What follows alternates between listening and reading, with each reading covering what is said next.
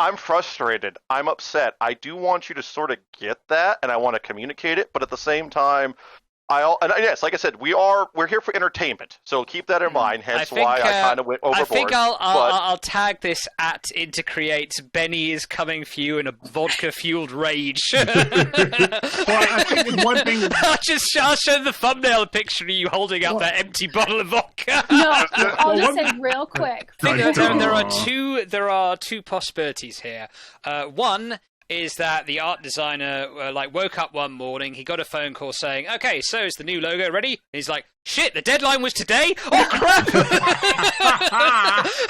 So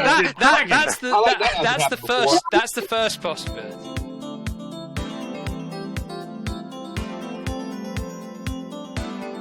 Hello, everybody, and welcome to the latest episode of the Hey Paul podcast. I am your host, Jonathan Trussler, and here we have the great Corey.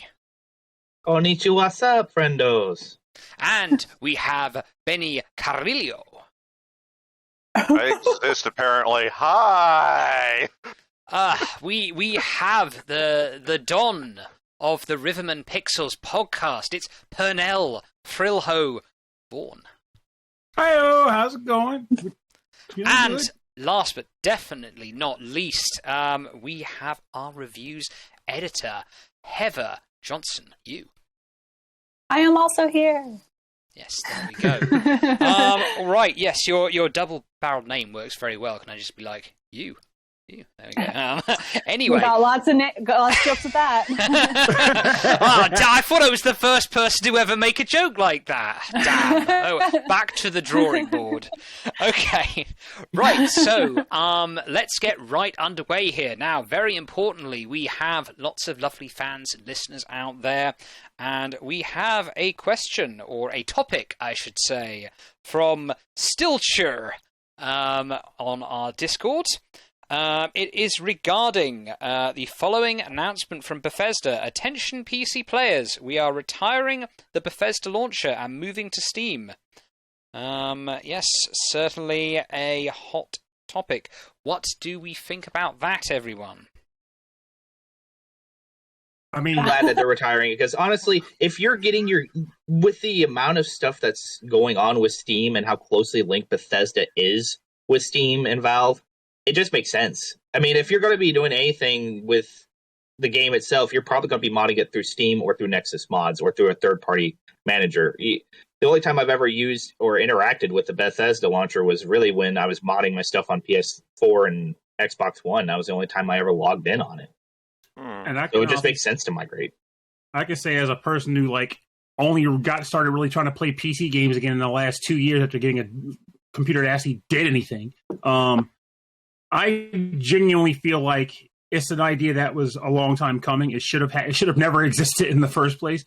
And I say that because I think the original reason why I liked Steam back in the day when my older computer could run with it, is the fact that in the console world, you have multiple systems that have various games on them by different publishers, and when a different console switches up, you got to decide, what console am I going to move up to? If I've been keeping track of all three, now I got to figure out which of the three I'm going to move along with, or am I going to keep spending 3 times the money on 3 consoles or more? But in the case of Steam, you knew that you had a library that existed in one place, and whatever computer you bought, you just moved your entire library to it. And it was a beautiful thing that's made it stand apart from console gaming. And then all these other companies we want to get a piece of that pie too. We can't just have this one storefront. We want our own storefront. So now you got to have the Bethesda storefront and the Epic Games storefront. And Ubisoft. Ubisoft storefront. You're like, this doesn't help the gamers in any way. I get that as a capital, it's all about profits in the end, but it doesn't help the consumer at all. It just muddies the waters. Akin to when cable got dropped by a lot of people for Netflix, and it was like, no, we need Hulu, and we need HBO Plus, and all these other things that basically makes it digital cable. And they're like, no, I left for a reason. Don't make me go back. Don't drag me kicking and screaming back to multiple applications. So screw that. I'm glad they're going back to Steam. I'll be happy if they all follow suit, so long as Steam doesn't become some kind of power mad afterwards. I can see Benny just slowly raising his hand, just gritting his teeth, ready. I'm ready. Give it to me, Benny. Okay. All right. So here's the thing. I do agree with how a lot of developers, publishers, let's call them that, have handled their third-party game stores. The idea of having multiple stores does make sense in the aspect of just from a business sense competition. You could theoretically improve upon a bunch of stuff. The problem is none of them did, and many of them used their stores for DRM. And I'm not talking about Bethesda specifically because I haven't researched the store and I don't know a lot about it. But for particular in Bethesda, I also do wonder if that's part of Microsoft saying, let's just axe this because A, we don't really want to build a platform to compete with Steam. We sort of have that. It's called the Microsoft Store. B, they also probably don't want to run afoul of any sort of antitrust thing. And I'm kind of thinking maybe 3 steps ahead here, but you always have to keep that in mind. Microsoft has been in trouble with stuff like that for Windows. The more stuff they integrate together, the more that could bring up another thing. But in particular to Steam, there still does need to definitely be some sort of alternative stores out there. We have, I want to say it's GOG. Is that the one who's run by CD Projekt Red? Yeah. Good old games. Yeah. Okay. Yeah, we need people, for example, like them, because in the 18-plus space, or even some, Japanese, ecchi type games, Steam has been getting more and more just stupid, for lack of a better term, with basic. I'll say, if I want to soften that a little bit, the idea is that they're not being consistent with what they're saying needs to be edited or needs to be blocked, and so we need other things. Wholeheartedly agree, and I'm very glad you brought that up.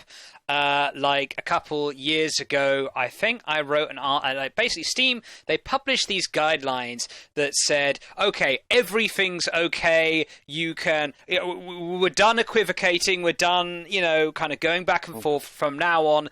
Everything's okay. Publish whatever you want, and if people don't like it, just deal with it.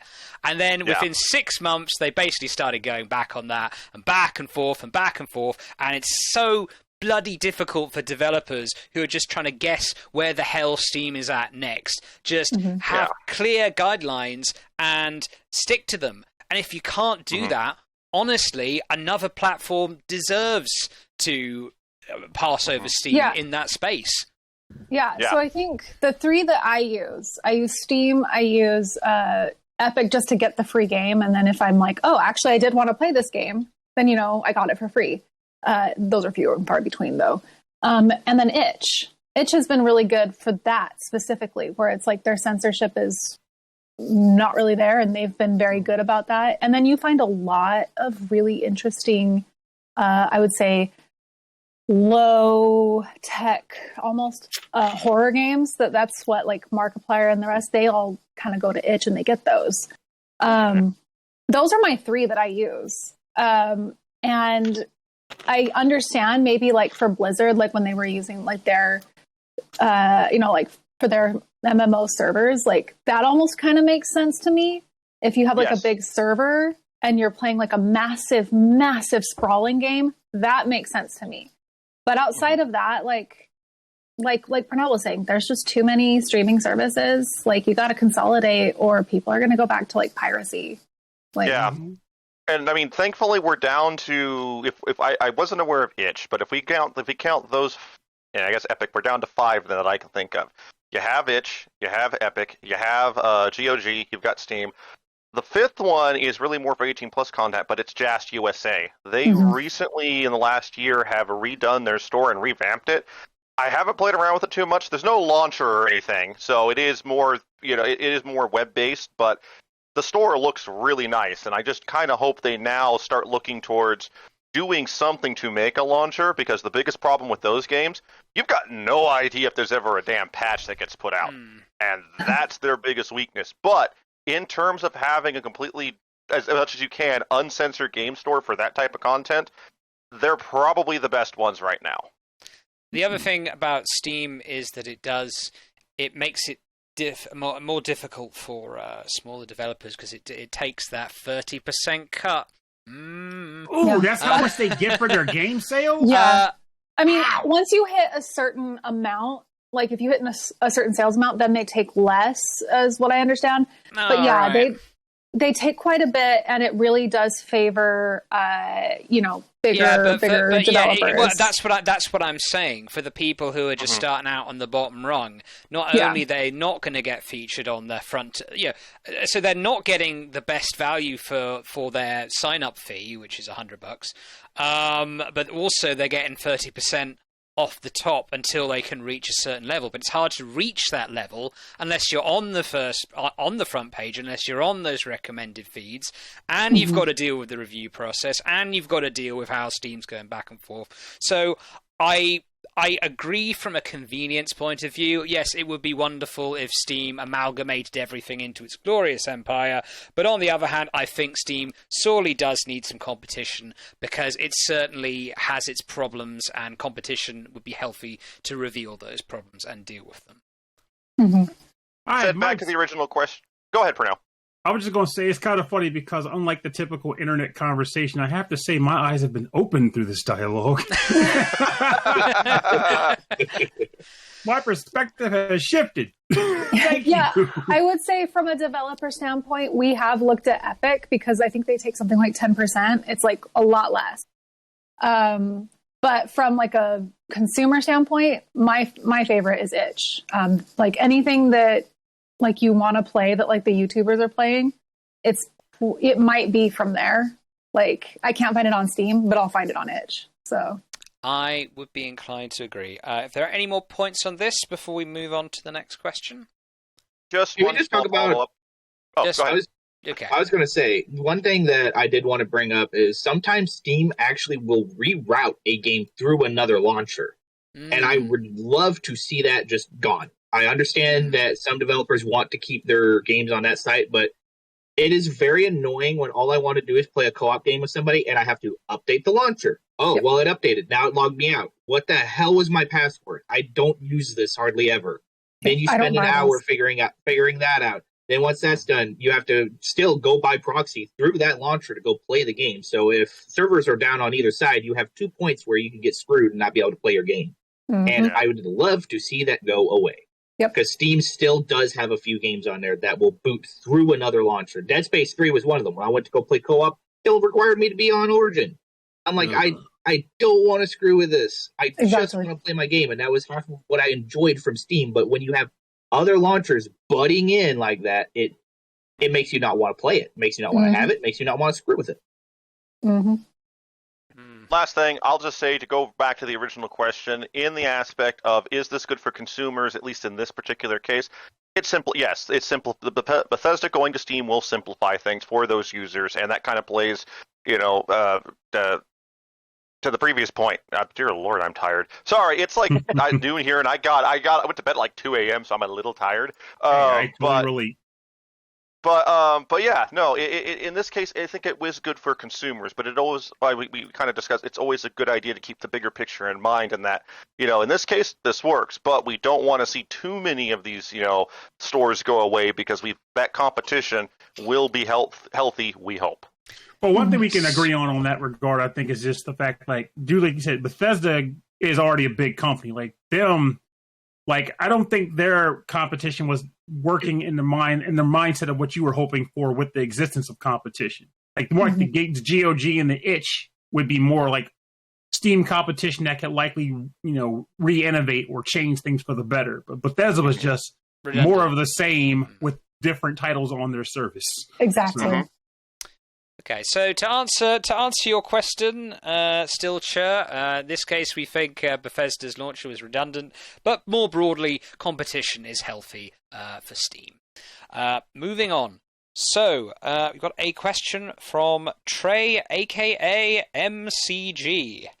Right. Is there anyone on the squad who isn't freaking out and mad at the Street Fighter VI logo? Am I alone in being indifferent about it until the summer, when we get some more news and probably the change folks want? This would have been a Francis question. Basically, Street Fighter VI used the logo that looks exactly like a stock photo from Photoshop. Was it Photoshop? I think it was Adobe. Yes. Yeah. And they basically look almost exactly the same. And that's why a lot of people are like, this looks so low effort. One thing I would say, regards Well, I was going to say, I would say this. This is my take on that, which is kind of funny in its own right. But so the first question that needs to be asked is like, is it like a stolen property versus like a copy of a free use asset? Oh. Because if it's a copy of a free use asset, this makes a difference. But I don't know if it is or not. There was an article I was reading actually right before the podcast because I know nothing about fighting games. But I wanted to at least look at the logo to go from an artistic point. You know, what is this? And my first impression was looking at it going, why does this look familiar and kind of lazy? And then I read a couple stories, and yeah, there is a license. It is like through a stock image through Adobe's one of Adobe's services.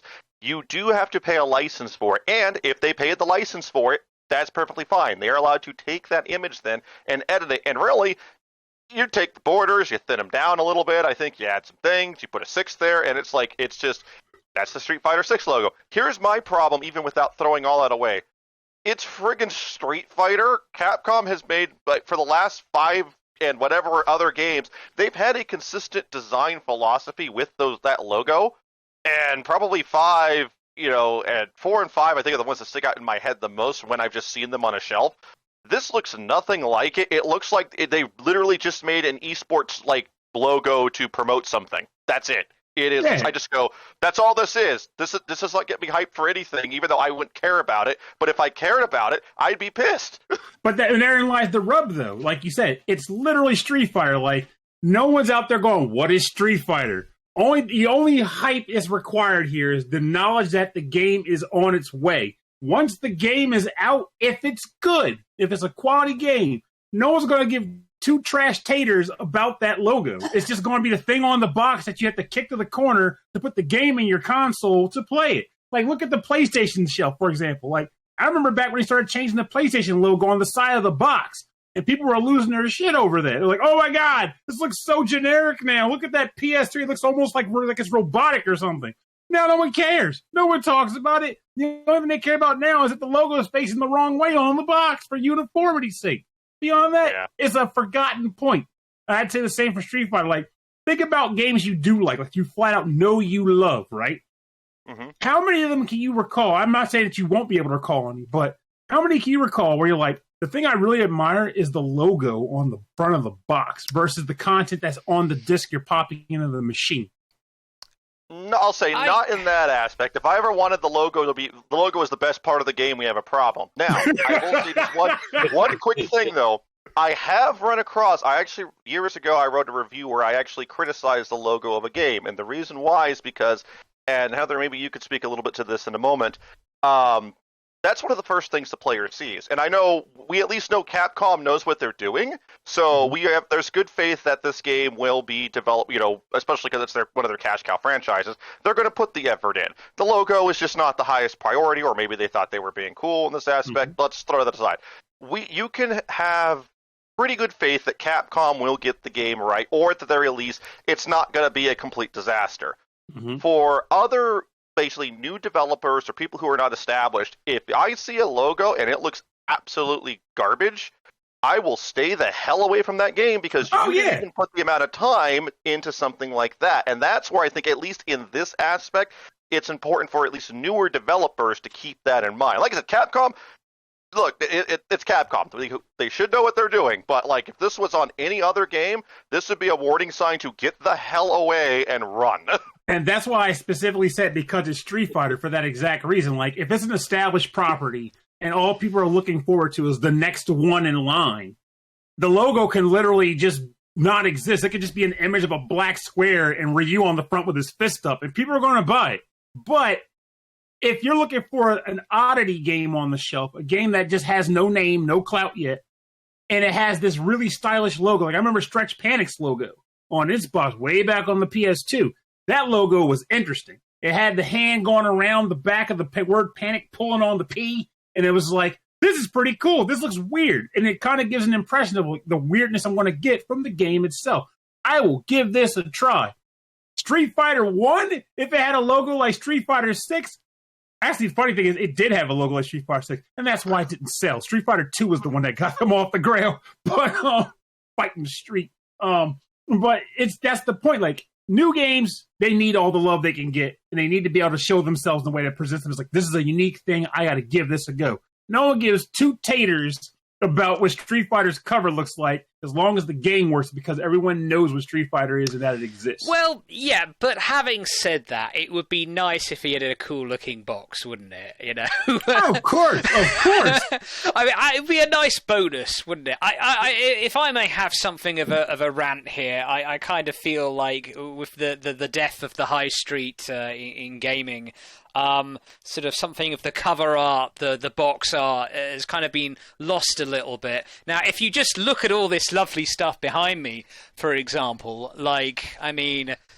well, if you saw this at the store, you'd think, wow, that looks pretty bloody cool, doesn't it? I want to see what that's all about. Now, if you saw like a kind of an SF, I might edit that in later. If you just saw an SF, please, what the fuck is that? No, I do gotta interject a little point here. Like, people might be hearing me and going, like, this guy doesn't value the introduction, the thing that brings you into a product. And with that, I will say, I still say 90s TV jingles and 80s TV jingles and 70s TV jingles. That is now a thing of the past. And most TV watchers right now that didn't grow up back then don't know what they are, nor do they care. And the whole thing with Peacemaker's opening is apparently a phenomenon because someone took the time to say, I want to make an opening for a show and expect people to watch this thing. But that is a lost art form, and an art form that I still champion to this day. So I definitely get the introduction to a product and what it can mean to the overall, lead in and build you up for what you're about to see. It's just something about when it comes to like the game. Because like even with games, like some games don't have introduction sequences. Some games do. And I feel like, going back to Street Fighter, reminds you, Indestructible to this day still stands out to me. Like when they announced Street Fighter 6, it's like, I hope we get another Indestructible. Like that's what I want. More of that. Art style, flair. So, I mean, if it's not in the game, if the game still rocks, it's going to be great. People aren't going to care. But if it is there, hey, I'm going to dance. Now, if the introduction is equivalent to that logo, and and style, if the game is equivalent to that logo, we're going to have some problems. Street Fighter, Ryu throws a punch, it's like this bland looking fist throws. Like there's no motion there. I don't feel the kinetic energy of his fist going in that guy's face. It's just this floppy thing going off. I'm not intrigued by this. I want to now. Give me next Guilty Gear. Sega, can we get the Yakuza developers to make the Street Fighter? Thanks. Oh God, yes. Give me a Street Fighter game made by the Yakuza team. Make all the enemies' designs based off of the enemies you fight in Yakuza like a dragon. I want to fight the guys like in a trash bag running around on the board. As far as going back to like actual logos, I think a big thing to consider too is a lot of people, when they see logos, they use it like a form of brand recognition. Like you're proud of that, and it's a quick way to identify. Like, say if I really I'm a big fan of Metroid, I would get the logo on a little pin and put it on a hat or something, and be like, that way other fans can go and be like, hey, I know that, I know you like that game, and then that's a conversation starter. And you can just easily and quickly profess your love for or enjoyment of a product, knowing that symbol is something that everybody can recognize and go, oh, hey, that's that game. And you can enjoy the fact that you have a quick way to represent that. And you can be proud that it's like, hey, I like this. I'm going to show off that I like it. And the logo is a quick and easy way to do it. There's a lot of games out there that have logos that you just see it immediately and you're like, oh, Halo, oh, Metroid, oh, Super Mario. You can just see it immediately. I think it really ties into a lot of brand recognition, and that's a big deal for a lot of companies.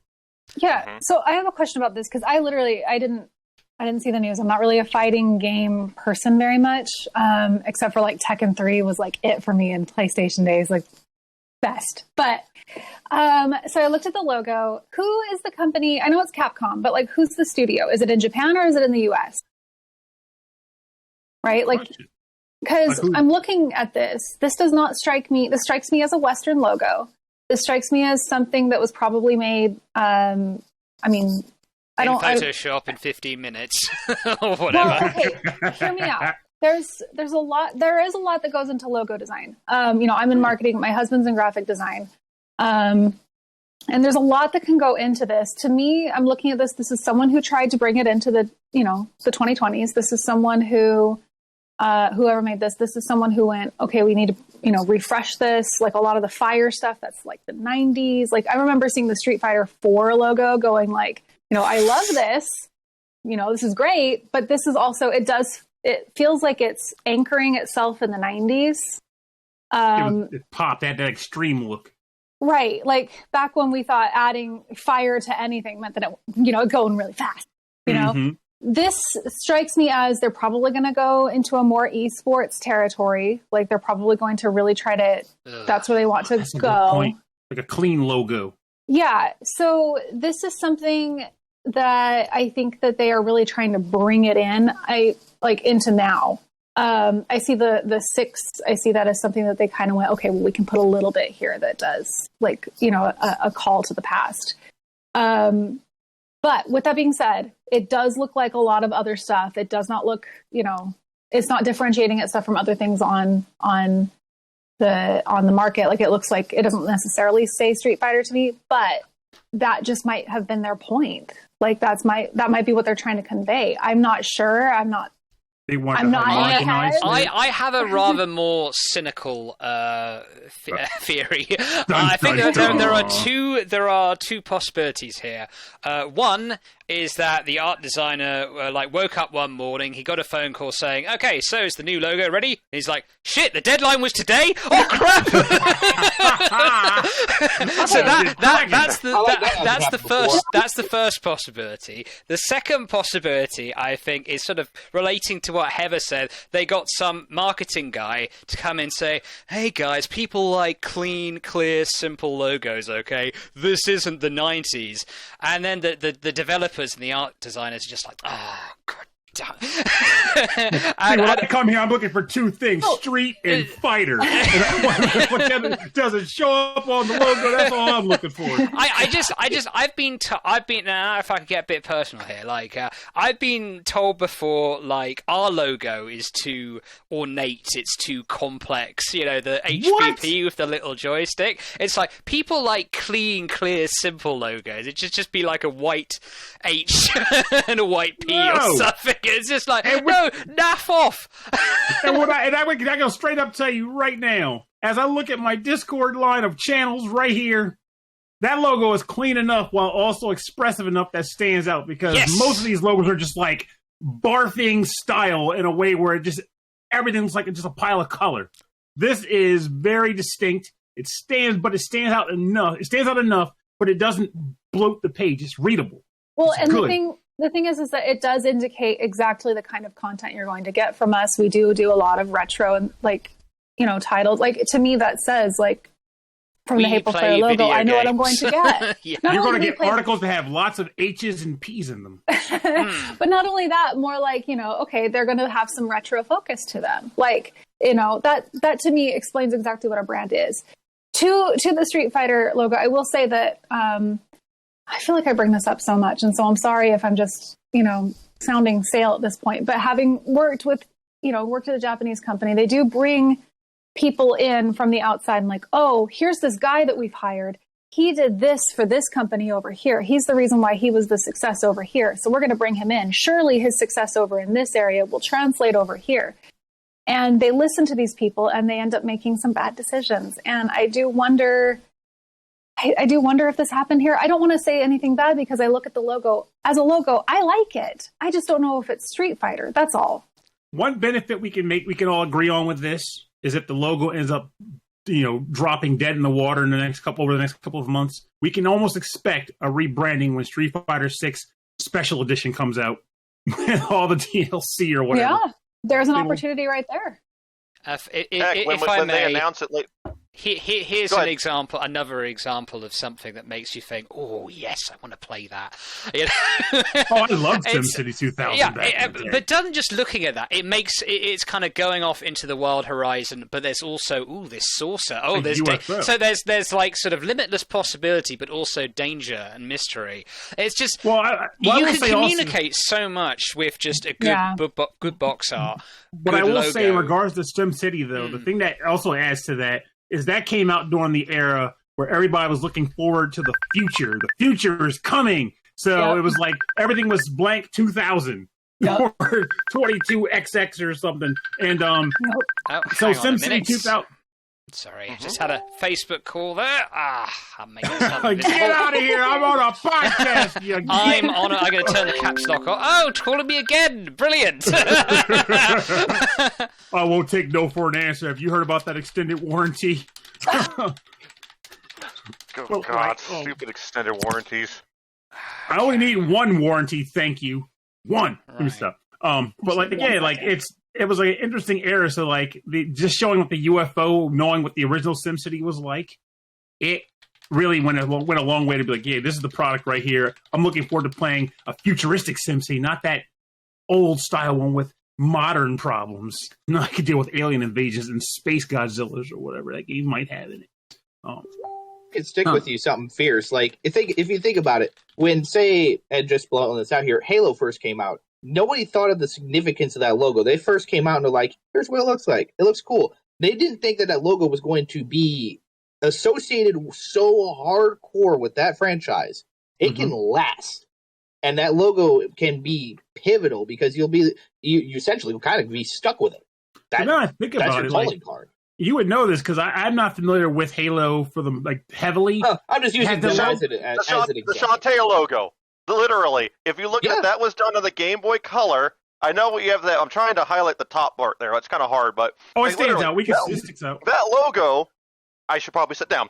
That logo has literally been around since the Game Boy Color, and I have a couple of the games around here. The logo's barely changed. I mean, it has been updated. Don't get me wrong, but it's still essentially held that same DNA and identity. And that's what I'm wrong. Did Halo do that too?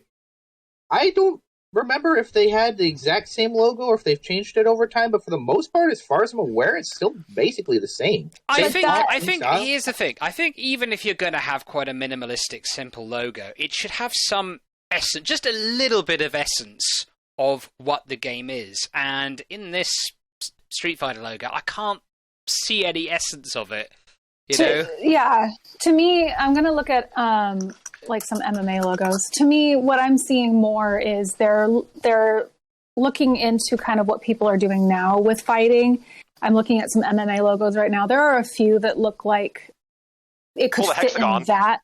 Yeah, it could fit in that family. And then with a lot of the esports logos, to me, it looks like they're just kind of shifting from one thing to another. And that might be fine. This might be what it requires to keep living, right? If staying alive as a franchise means that it has to shift into esports or something, then that's, to me, that's fine. It changes, but you still have the games that you love. Yes. Street Fighters 2, whatever, they don't change. But yeah, that to me is what it says. To me, I look at that and I say, that's probably an esports thing. So Street Fighter is turning up for a internship. He's 50 years old, in his cargo shorts, saying, "Hey guys, I'm cool. I'm hip. I'm one of the kids." I'm an esport. Simple and Clean 2022. Whereas that Shantae logo that Benny pointed out, to me, I look at that and I'm like, oh yeah, that's a 90s logo. Oh yeah. Let me try and see. And they're not trying to change that. It's worse. Because they're relying on people who played this game back in the day, who know what this is. Because this is, as much as we're aware of it here in Hey Pro Player, this is kind of a niche audience, niche game. And so they're really relying on that retro feel. Whereas Street Fighter is trying to get more they want to be relevant. Right. Yep. Oh, well. So that's, from a marketing, that's just my 2 cents on marketing. Actually, you make a really good point for another reason I didn't think about till just now too. Like you mentioned the idea from a marketing perspective, and the one thing I didn't even think to realize is that if you look at a bunch of the other fighting games that are popular on the market right now, none of their brandings are simple and clean at all. They are all extreme. So if anything, in this scenario, being simple and clean would make it stand out from the rest by being this. And they might have looked at, for example, when I think of, there's a whole discussion on whether or not this is a fighting game, but when I see the Super Smash Brothers, when I see that logo, that's what I think of when I think of the fighting game logo. And that is a circle. Meal. That is a circle and 2 lines, So you want to talk about simple and clean in fighting games, That logo right there. And that is an insanely iconic logo. People see that one, they just scream. So Yes. So basically, when you're looking for all these different Twitch streams or whatever, you want to see like a logo in one of those thumbnails. You can immediately think, oh, they're playing Street Fighter, they're playing Smash, blah blah blah, that kind of thing. That's the terrible. Now, yes, people don't shop by big boxes anymore. They shop by thumbnails and Twitch. It's a terrifying new world we live in. It's unfortunate. Okay, well, any last points on that before we move on? Okay. I hope the game's good for all the people who want to play it. That's all. And if it is good, yeah, Purnell's probably right. We'll totally forget about the logo. Grumpy as an old man as I am. Anyway, okay. So, first off, Benny, I think you had a piece of news, current events that you wanted to talk about. I need this. Oh, gosh. Oh, man. Ground, bud. We're going to go ahead and we're going to spend some time talking about something called Luminous Avenger Ix. Oh, Luminous Avenger! And I was like, what the heck is Ix? Now I know what you're talking about. So, Luminous Avenger Ix is a game that was developed by Inti Creates, and the second game recently came out. Our own Josh Spear went ahead and reviewed the second game. I want to say he gave that one a 3.5. Let me double check it. I have it pulled up here. Yeah, 3.5. And I would recommend I haven't read all of his review, but I would recommend taking a look at his review because we'll come back to Ix2 in a second. But Ix1, I picked up the games, over the last week, and I started playing them. And with Ix1, I had actually written a piece for it back at my old site. At one of the last AXs I attended because I was basically Inti Creates was there and they wanted me to give the game a shot. It was fantastic. It was actually one of the best things I had played. Even why they weren't at E3, I would have even said it was one of the best demos I had played if you included the E3 stuff that year. The game itself, it basically takes place in the Gunvolt series, but it basically is starring Copen, who was a playable character in Gunvolt 2. In Gunvolt 2. And the main thing with this is the game is so fast and just kind of smooth. Maybe we can edit in some... I can send you some gameplay footage we can edit in here to kind of show the people at home, but literally the whole game, the gameplay is developed around basically you ram into an enemy and that locks onto them. And so what happens is then basically your shots become homing shots. And this is a 2D action platformer.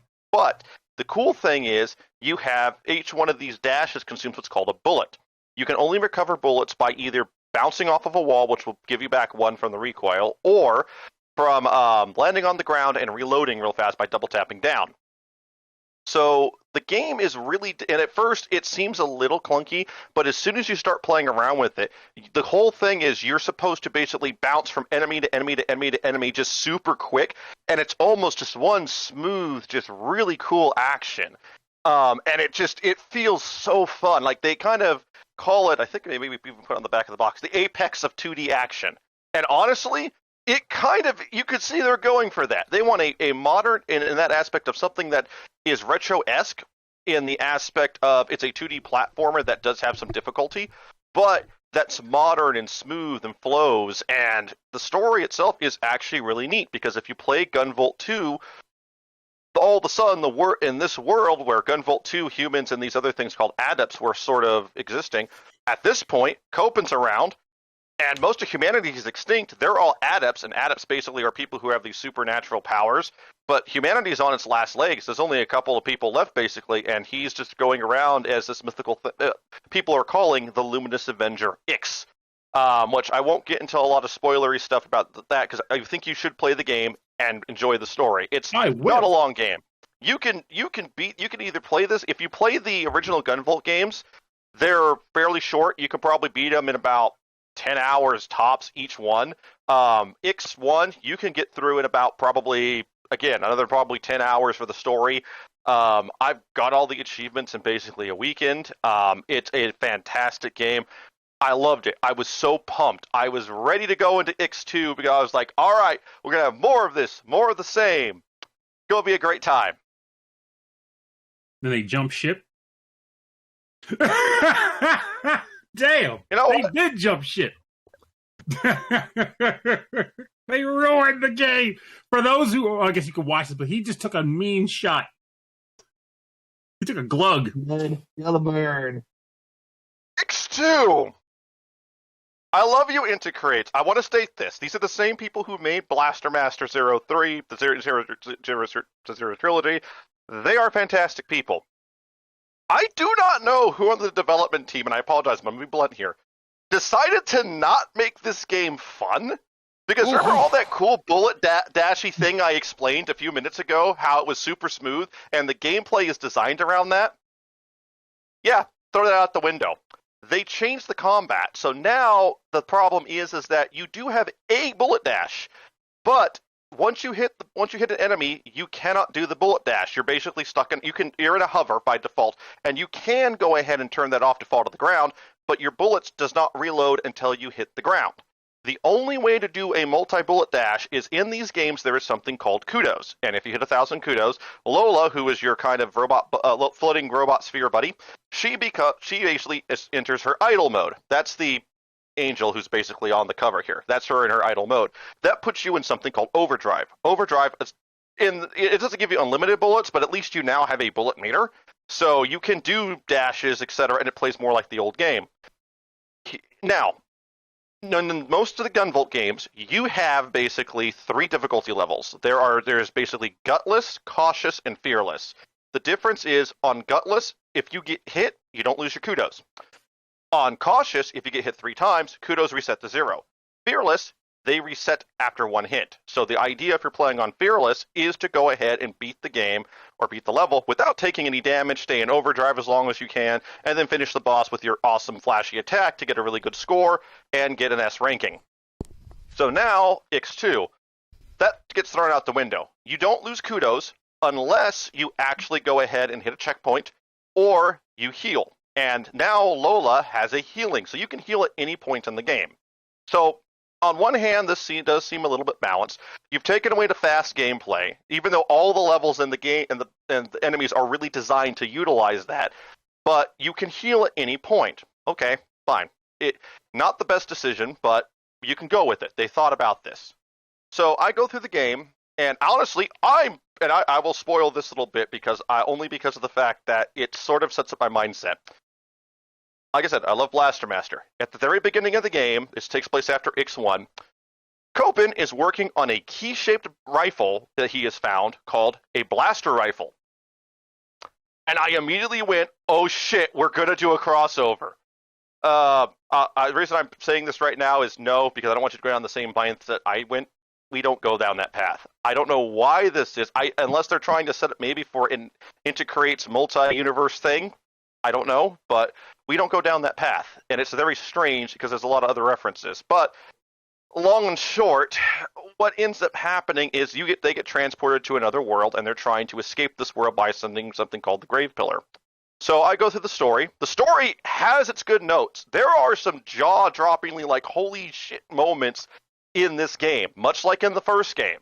And like I said, there's some really good twists. So the writers were on point. I think there could have been a little bit more character development in the game. I will praise them. There is an English dub, and the dub is fantastic. I enjoyed the hell out of it.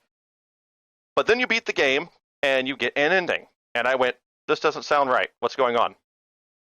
This is where the other shoe drops. There is something in this game called hard mode, which you have to go through and basically collect all these emblems to get to it. So, hard mode. Required for the true ending. Required for all the achievements, and we can argue about that, but the true ending thing I'm gonna get, that really bothers me. Here's the requirements for a hard mode. You're on Fearless, meaning 1 hit, you lose your kudos. You now have a lives system. 2 lives. Well, technically 3, you have 2 extra real quick, lives. before you move on, let me confirm something. Mm-hmm. So, is hard mode a mode after Fearless, or is it a modifier to Fearless? That's the thing. In X1, you had those 3 choices you could make. X2 doesn't give you any choices. You're essentially just on what would be gutless. You don't lose kudos after getting hit. But the difficulty modifiers in X1 and the other Gunvolt games don't really affect the bosses or the enemy AI. They're just basically, we want you to play perfectly, or how perfectly do you think you can play? It's more basically it's a self-imposed challenge on the player, which makes it kind of neat because a lot of their bosses in games work on patterns, and understanding how to play through the level is more of a puzzle than, you're still going as fast as you can, but you have to sort of understand everything. But at the end of the day, the narrative isn't gate locked by your skill. Right. And so you could play the game and enjoy the hell out of it. This time, they went, A, you can't do that. But then B, hard mode actually ramps up the AI, changes all the boss weaknesses, gives them, it gets kind of ridiculous. Case in point, I have cleared one stage.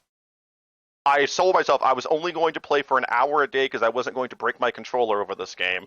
And yeah, it's that kind of hard. But like I said, the other problem. Here's the problem, though. Like I said, you have basically 3 lives. 2 lives in reserve, your starting life. No healing. So that healing mechanic, gone. Also, you can't level up, which means you cannot go ahead and gain HP. You're stuck at 100 HP. None of your skills that you earned during the game work now. It literally was just, they said, we're done. If you want, you're not allowed to have fun anymore. Here's basically, it's like basically saying, hey, you want in Mario 3D World, you have to beat Champions Road to beat the game. It also kind of reminds me of, I think it was Mega Man, it was either Mega Man 1 or 2, in that they had, and it bugged me, which is why I almost never beat the game, I got tired of it, is the fact that they locked a lot of high-grade skill, like grading behind, like they give you all these cool L's with their abilities. It was like, but you can't use any of them. We will punish you for every pickup that you actually decide to utilize, which to me is counterintuitive for character growth and like a sense of progression in a game. Same developer. There it is. Integrates developed, and funnily enough, you mentioned 0-2. A lot of people compared 0-1 to X1 for some aspects. 0-2 is very much X2 with even a particular boss. Where I immediately saw it and I went, they 0-2'd the shit out of this game. Having not played X2, I'm already on board with what you're putting down then because, God. It's like, I apologize, like I said, for the super rant. I'm almost done. I'm just real fast, but it's just like, it's like, I literally went from, I was so excited for this game, and it's like, I'm playing the game the first time, and I'm beating it like, I feel myself turning. I'm like, I want to like this game, but the gameplay is just not there. Why would you develop the game in the same manner and then take away the thing that made it so cool and so fun? And then you get to this aspect of hard mode, and now it's basically like we've thrown the gauntlet. If you want to actually see the true ending, man up and get good. And I'm just kind of like, look, Integrates, I love you, I really do, and it sucks because you always kind of hate to say this, and I'm just going to put it out there right now. I can't recommend this game. I really can't, because I think it's just too unfair. And it's one of the few times I would say there should be a patch to go through and fix this and sort of just put the bullet system back in,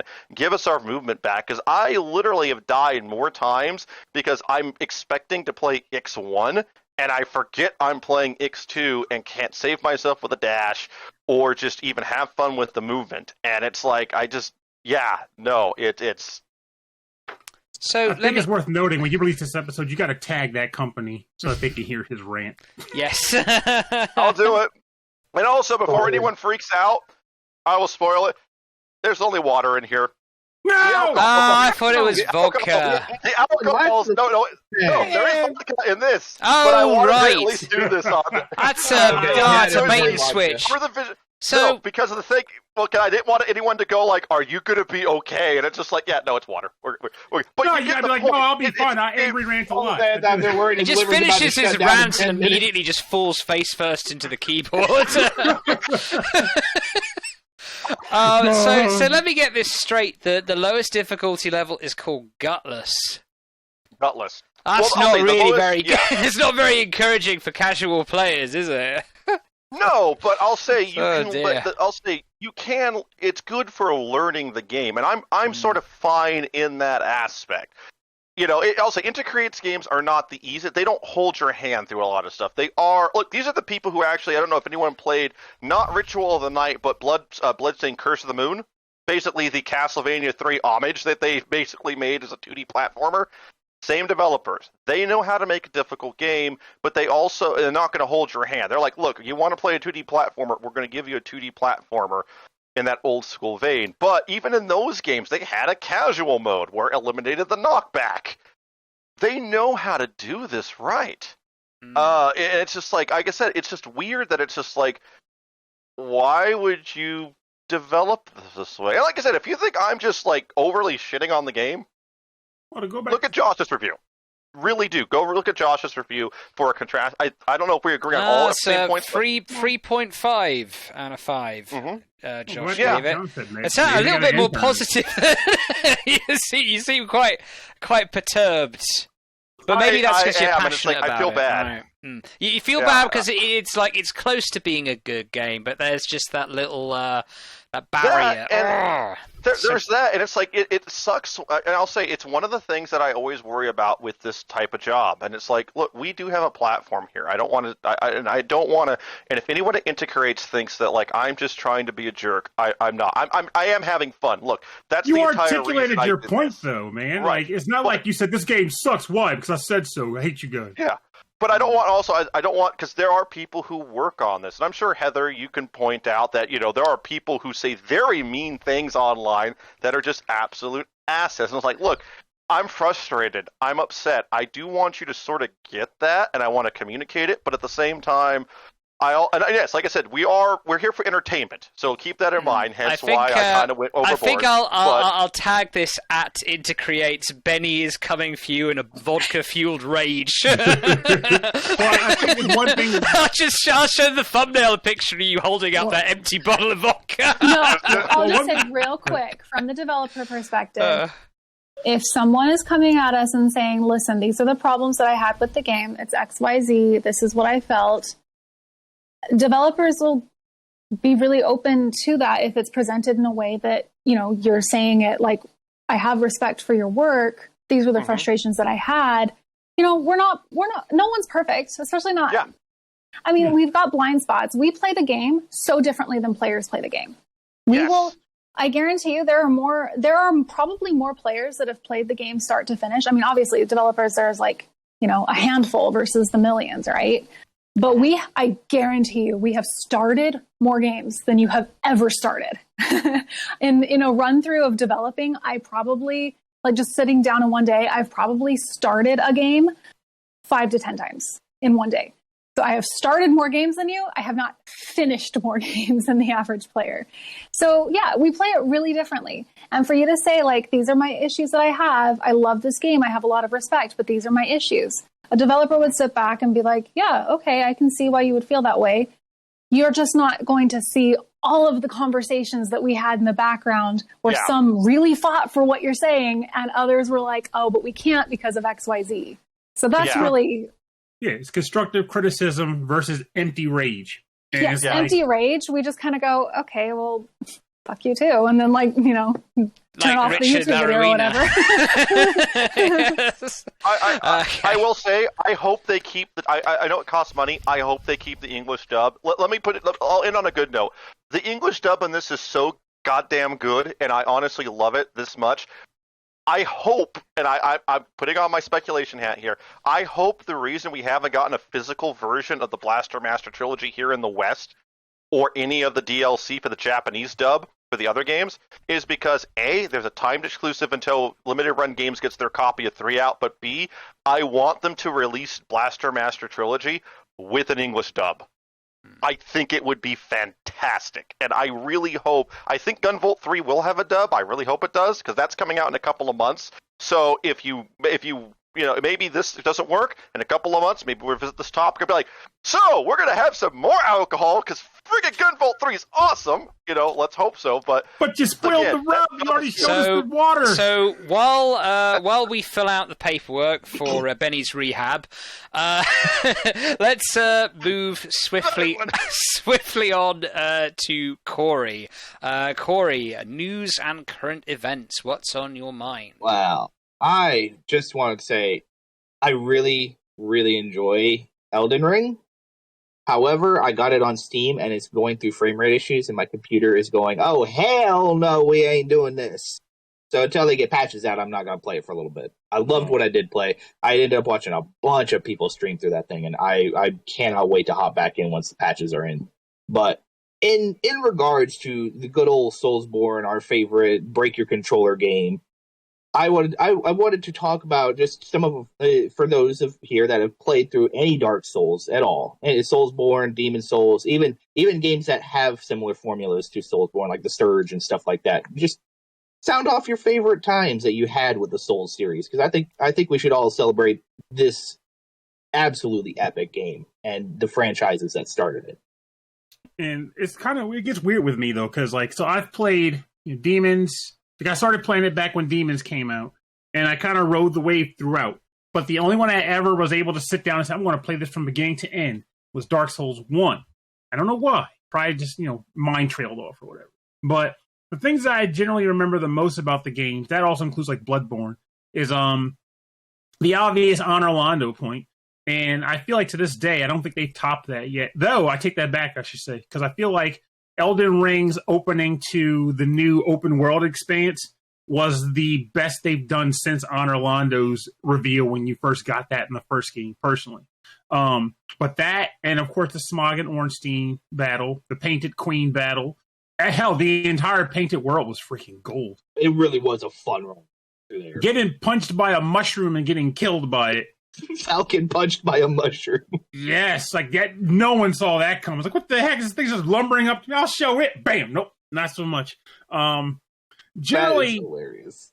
The fact that as far as co-op goes, it's interesting because I think if anything, that might be one of the most interesting things about how Dark Souls and Demon Souls have evolved over the years. In that, I remember back when people, actually, hell, they still complain about it, how the co-op works. In that, in the original games, you couldn't have a voice chat line running. Like, they disabled voice chat while you had co-op matches. Like, you summoned a spirit. So you couldn't even, join your friends or call specifically your friends. And the intent... Yeah, early on. They changed that since then. But your sign, you had to hide it somewhere and only tell your friend where that sign was. And it may not even show up. Yeah, exactly. Because if you weren't on the same server as them, you could put a sign down and they wouldn't see it. So it was like you could try to coordinate multiplayer, but it was hard to do, and you couldn't have voice chat within the application on the console. They didn't change that till future games. So their intent was specifically to have you playing with complete strangers with no communication, because remember, you're supposed to be alive summoning spirits. Like, it's not humans helping humans, it's dead spirits helping a human. So you were basically pointing or doing ghostly things to say, come over here, I'll take care of this boss for you. And as much as people hated on that, there was something special about it, I thought. There was something kind of cool about this guy showing up in your game who's seen what you haven't seen or knows something you don't know, who's trying to show you that there's a guy that's going to ambush you up around the corner there, but I can't tell you with words. I have to show it to you somehow. There was something nice about that. It's a weird level of trust that you put in a stranger. Yes. And you don't know if that person's going to lead you to treasure or lead you to get you friggin' killed. And now in the age of Troll Souls, you know they're going to lead you to getting killed. Because there's a whole... Not be the first time I've seen that happen. It's one of those, if I was playing that, and I would have thrown my controller so far across the room, it wouldn't be funny. Even now, Elden Souls just came out. Oh, Elden Ring just came out, and in the intro area, I did the intro area and a little bit of the open world once I got there. There were so many signs saying, hidden wall here, hidden room here, just telling you crap that was not true, just to screw with you. What's the point? Why are you doing this? And people voted it up like it mattered. But at the same time, it's memorable in that weird way. You remember that experience of, am I going to be able to trust this guy? What's he going to do? What's he doing? It's a beautiful thing. It's a beautiful expanse. And with Bloodborne, I feel like I like that one a lot because even though I like all the Souls games, Bloodborne was the first one that felt kind of different because Demon Souls and Dark Souls, they mainly focused on a defense, pattern recognition, moving around, getting the guy from the back. Bloodborne said, the hell with all that. Get in there and cut him. Yes, you got to fight off things. You're losing health. You got to rush in to get your health back. Your defensive abilities were all garbage. Yes, you got to use the gun to stun, and when they first start giving you shields, they were intentionally bad. Like, you put the shield up, you got to get the hell out of here. No time for that. Better pick the hammer up. They even make a jab at players that use it in the shield's description. Really wussies use these things. Oh, yeah. It's like, but it's like amazing how like they made that transition to like aggressive gameplay while also not lowering how aggressive the game always has been. So it made players actually change their gameplay style. And I love that. And I will say one last thing, because it kind of ties in a little bit with what Benny was saying earlier. So I think we can all agree that although difficulty has always been a topic of conversation in video games, I would say that Dark Souls was the game that pretty much put it on the map for general discussion. It was the idea that a game by design could be hard, thereby in some way gatekeeping players from experiencing the entire product. Now, I've always been a proponent of I'm okay with accessibility in games. Like, everyone can play something if it's available. But I also am a proponent of the fact that if a game is designed by a desire to make it challenging, and the challenge is birthed from that game's design, not like as a modifier, that challenge is the game, which is why it can't be completely accessible. And I've had friends come at me and say, but that's stupid, Parnell. That can't be true. Every game can be made capable for everyone to play through. I'm like, okay, well, if the design of the game from the ground up is like, okay, we got enemies here, they have these attack patterns, they do these things, this is how your skill building grows and all that happens. At that point, in order to make it more accessible, the only things you can really do, in which case if they decide to do it, that's cool. They'd have to literally chop stuff out of that design or weaken the game's design to account for the fact that we don't expect everyone to be able to do this, so we want to make it so that this doesn't exist. Like, instead of having this maze with traps, it's going to remove all the traps for players to not have to deal with, right? Now, with that said, there are other ways in other games where they can modify difficulty, where it's less of a design choice and more of like switch toggling. Like, in this game, enemies have less hit points, or you can give them more hit points. Enemies can there be more abundant or less abundant here. You can have a god mode or not have a god mode here, huh? You can do self-imposed challenges too, like a lot of people that do level 1 runs on Dark Souls. Oh yeah, and that still floors me to this friggin' day. So I was going to say something to that effect. Basically, because in design, like you're saying, like, well, if you're going to have these things, like, you would have to remove some of the design. That would be really difficult. I would not recommend that. But you could do things like, you give better immunity, like, okay, traps don't affect you. Or you give more health to the character, less health to the other players. That's usually what ends up we do when it comes to difficulty. With that being said, a lot of the people who are asking for accessibility, they're asking, like, it's really important to go, okay, well, what are your accessibility needs? And so that's where these conversations, I think, people who don't require accessibility things, they're not really asking, like, okay, well, why would you do that? Case in point, I don't know if I've actually ever said this. When I was 4, I was actually in an accident where my arm was severed off at the elbow, but they reattached it. I have them both. Thank you. Thank God for modern medicine. Right. But Not a cyborg yet. Not a cyborg.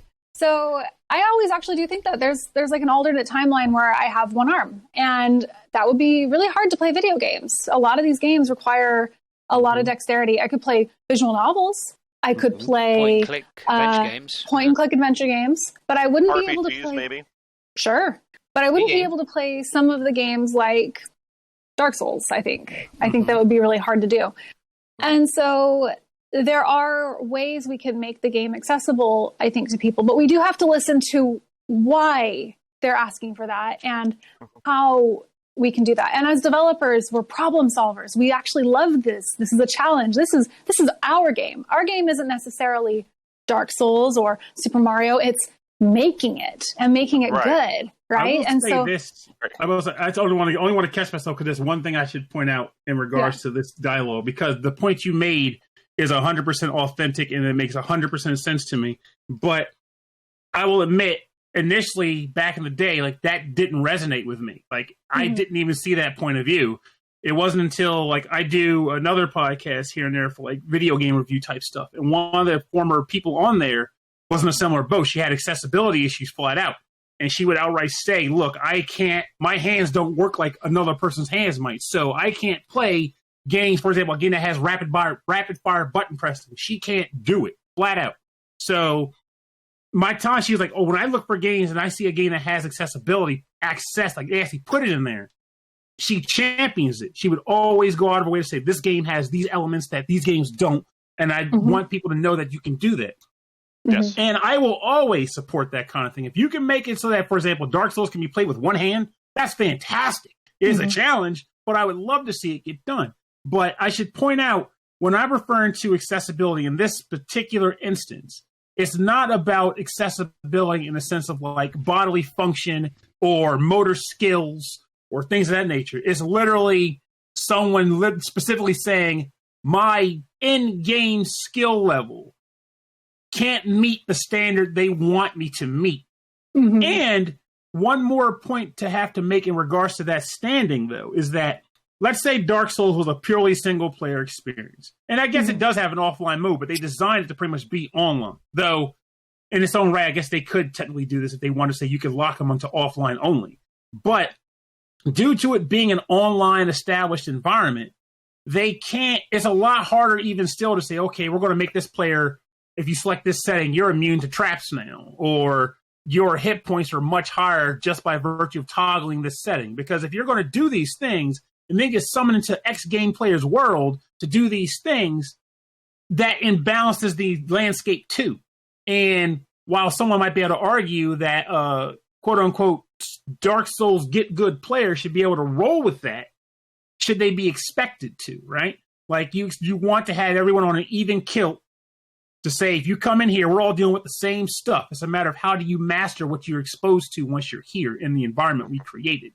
Well, and that's my question is that argument about accessibility, and I would actually position that more as difficulty. Yes, exactly. Is that side of the argument being posed by accessibility activists, I guess you could say, proponents? Yes. Is that Yes being posed and by no. them, or is that being posed by the opposite side who doesn't want the game touched? And that's my question is, where is that side coming from? Because I think that it's totally fine. Like for example, when people say like, oh, don't mod the game, you're cheating. People who mod the game tend to make the game harder. Like they tend to make challenges, right? They tend to make it hard for themselves. Like Skyrim with the permadeath and the cold, like people make the game hard on purpose. So I'm not worried about people saying like, oh, the game is super easy and therefore, there's an option here that makes it so easy that, first of all, I'm never going to play, but it's taking away my enjoyment that it exists. Like that to me doesn't make a lot of sense. But I will say that that seems like a difficulty argument, in which case just don't play that difficulty. But is that really addressing what the accessibility people are fighting for? I don't know. I would say this is a yes and no sort of nebulous problem, and I'm curious what everybody else thinks here as well. So I would say that they're not the same, but the problem is we live in a world where people like to group things into very specific categories, like straight up, I want this, you want that. So if someone were to come in and say, I want the game to be easier, it gets framed as accessibility in the perspective that you're framing it as. But if you don't differentiate them by the specific reasonings you want the changes made, they get classified. And that in turn hurts the overall conversation. Like I can't, like for example, before we had this conversation, when I started going into it, your thought was like, you made sure to say, what form of accessibility are you talking about? Which is good, because you want to break that out. You want to separate the 2 points. But if I were to respond to but imagine if I came back and said, no, all of it. At that point, you could say, well, you're full of shit. What the hell are you talking about? If they find a way for a person to play Dark Souls with one hand, kudos to that. They should be able to. If they can pull it off, nothing wrong with that. Play with your feet. It's all good. But the problem is people don't have, generally when they have these conversations or make these points, they don't make the finer details known, which is like when I made the idea of like from the design up versus just, I want it to be easier. Because, hey, I'm getting older now. I've had reviews where it's like, I can't see the screen. The letters are too small or something, right? And someone can outright say, "Get good, scrub," or "Get some bigger glasses." Like, well, no, it'd be nice if they just made larger letters. I mean, it's not that big a deal, right? Well, I think there are kind of ways to solve these sort of problems. I mean, yeah, in multiplayer games, everybody wants to be on an even keel, but there are ways to kind of that's what ELOs are for. Like the high-skilled players can play with the high-skilled players, the low-skilled players can play with the low-skilled players, so they feel like they're not going to just get massacred immediately, kind of thing. And there are creative ways around that, and obviously, as Heather was saying, in single player games, it's quite easy to kind of have more granular difficulty levels. I think the important thing at the end of the day is to kind of have a possibility for a very low difficulty level for people who are just either unskilled or have accessibility issues or whatever. So the story, the narrative is not gate kept away from them. But for the people who prefer, a robust challenge, there's that option for them as well. Benny, I just want to interject. I'm going to come back to the accessibility comment later because I have a story about someone who had SMA. They have sadly passed a couple of years ago who was close to me, but we can talk about that when it comes to story, and we do our kind of what we've been playing, because there's something I kind of want to bring up there. But in regards to difficulty, when it comes to difficulty in particular, like for example, I've avoided Dark Souls, mainly because I know the type of gamer I am. Look, Ix2, I'm going to suffer through and get that final achievement because I'm an idiot. I want to see how this actually ends in that true ending, and I do love Intercreate's games, and so I bought even though I'm always a little skittish, and that's kind of one of the things, I might wait and see what the achievement list for Gunvolt 3 is, and if it's bad, I may, there's this nonsense again, I may buy it on Switch instead, so I don't have to worry about the achievements, because for me, I start achievement hunt, if I get the first achievement, I'm going all the way. It's just me. And that's a me problem. I understand that, but in terms of difficulty, and this is sort of my problem with Ix2, and maybe Dark Souls does this a lot better, I'm fine with the game being hard.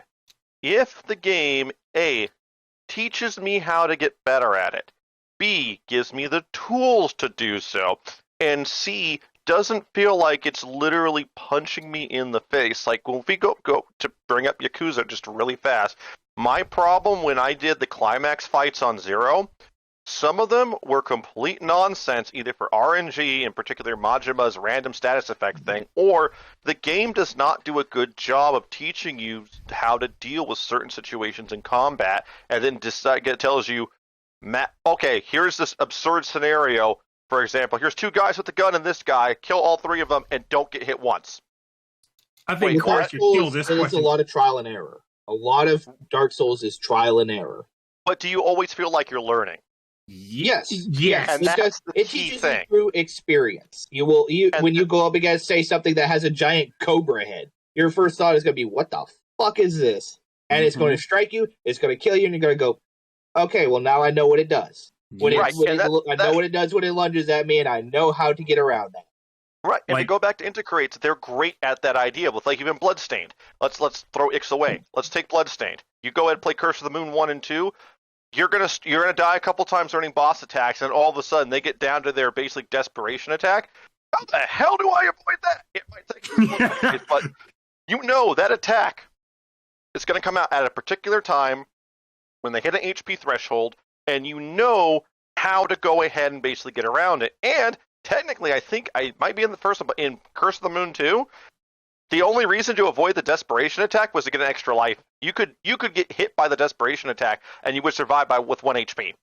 I think other than the final boss, but that's a whole different thing. But it's like, yeah, in general, they're very good, and it sounds like Dark Souls is one of those games that's good at teaching you. And if a game does that, it will slowly build your skill. I mean, hell, I beat Champions Row. We'll get to this later. I beat Champions Row this year. I am ecstatic about that because it took me so long. Yeah. Come on, Mario 3D World, right? Yeah, and I'll talk more about that later when we get to what we've been doing, because I have a small thing on that. But it's like, yeah, I finally did it, and it was learning every single portion of that stage and getting just slowly better. But did I get pissed off at times? Yeah, because sometimes the game is not good at explaining how you're supposed to perform certain movements to get through certain sections of the level. And that's honestly where guides come in. And sometimes that can really help. With the hard mode on Ix, oh, you bet your ass I'm looking at basically boss fight videos to try and figure out how I can look at it and go, okay, how's this person deal with this?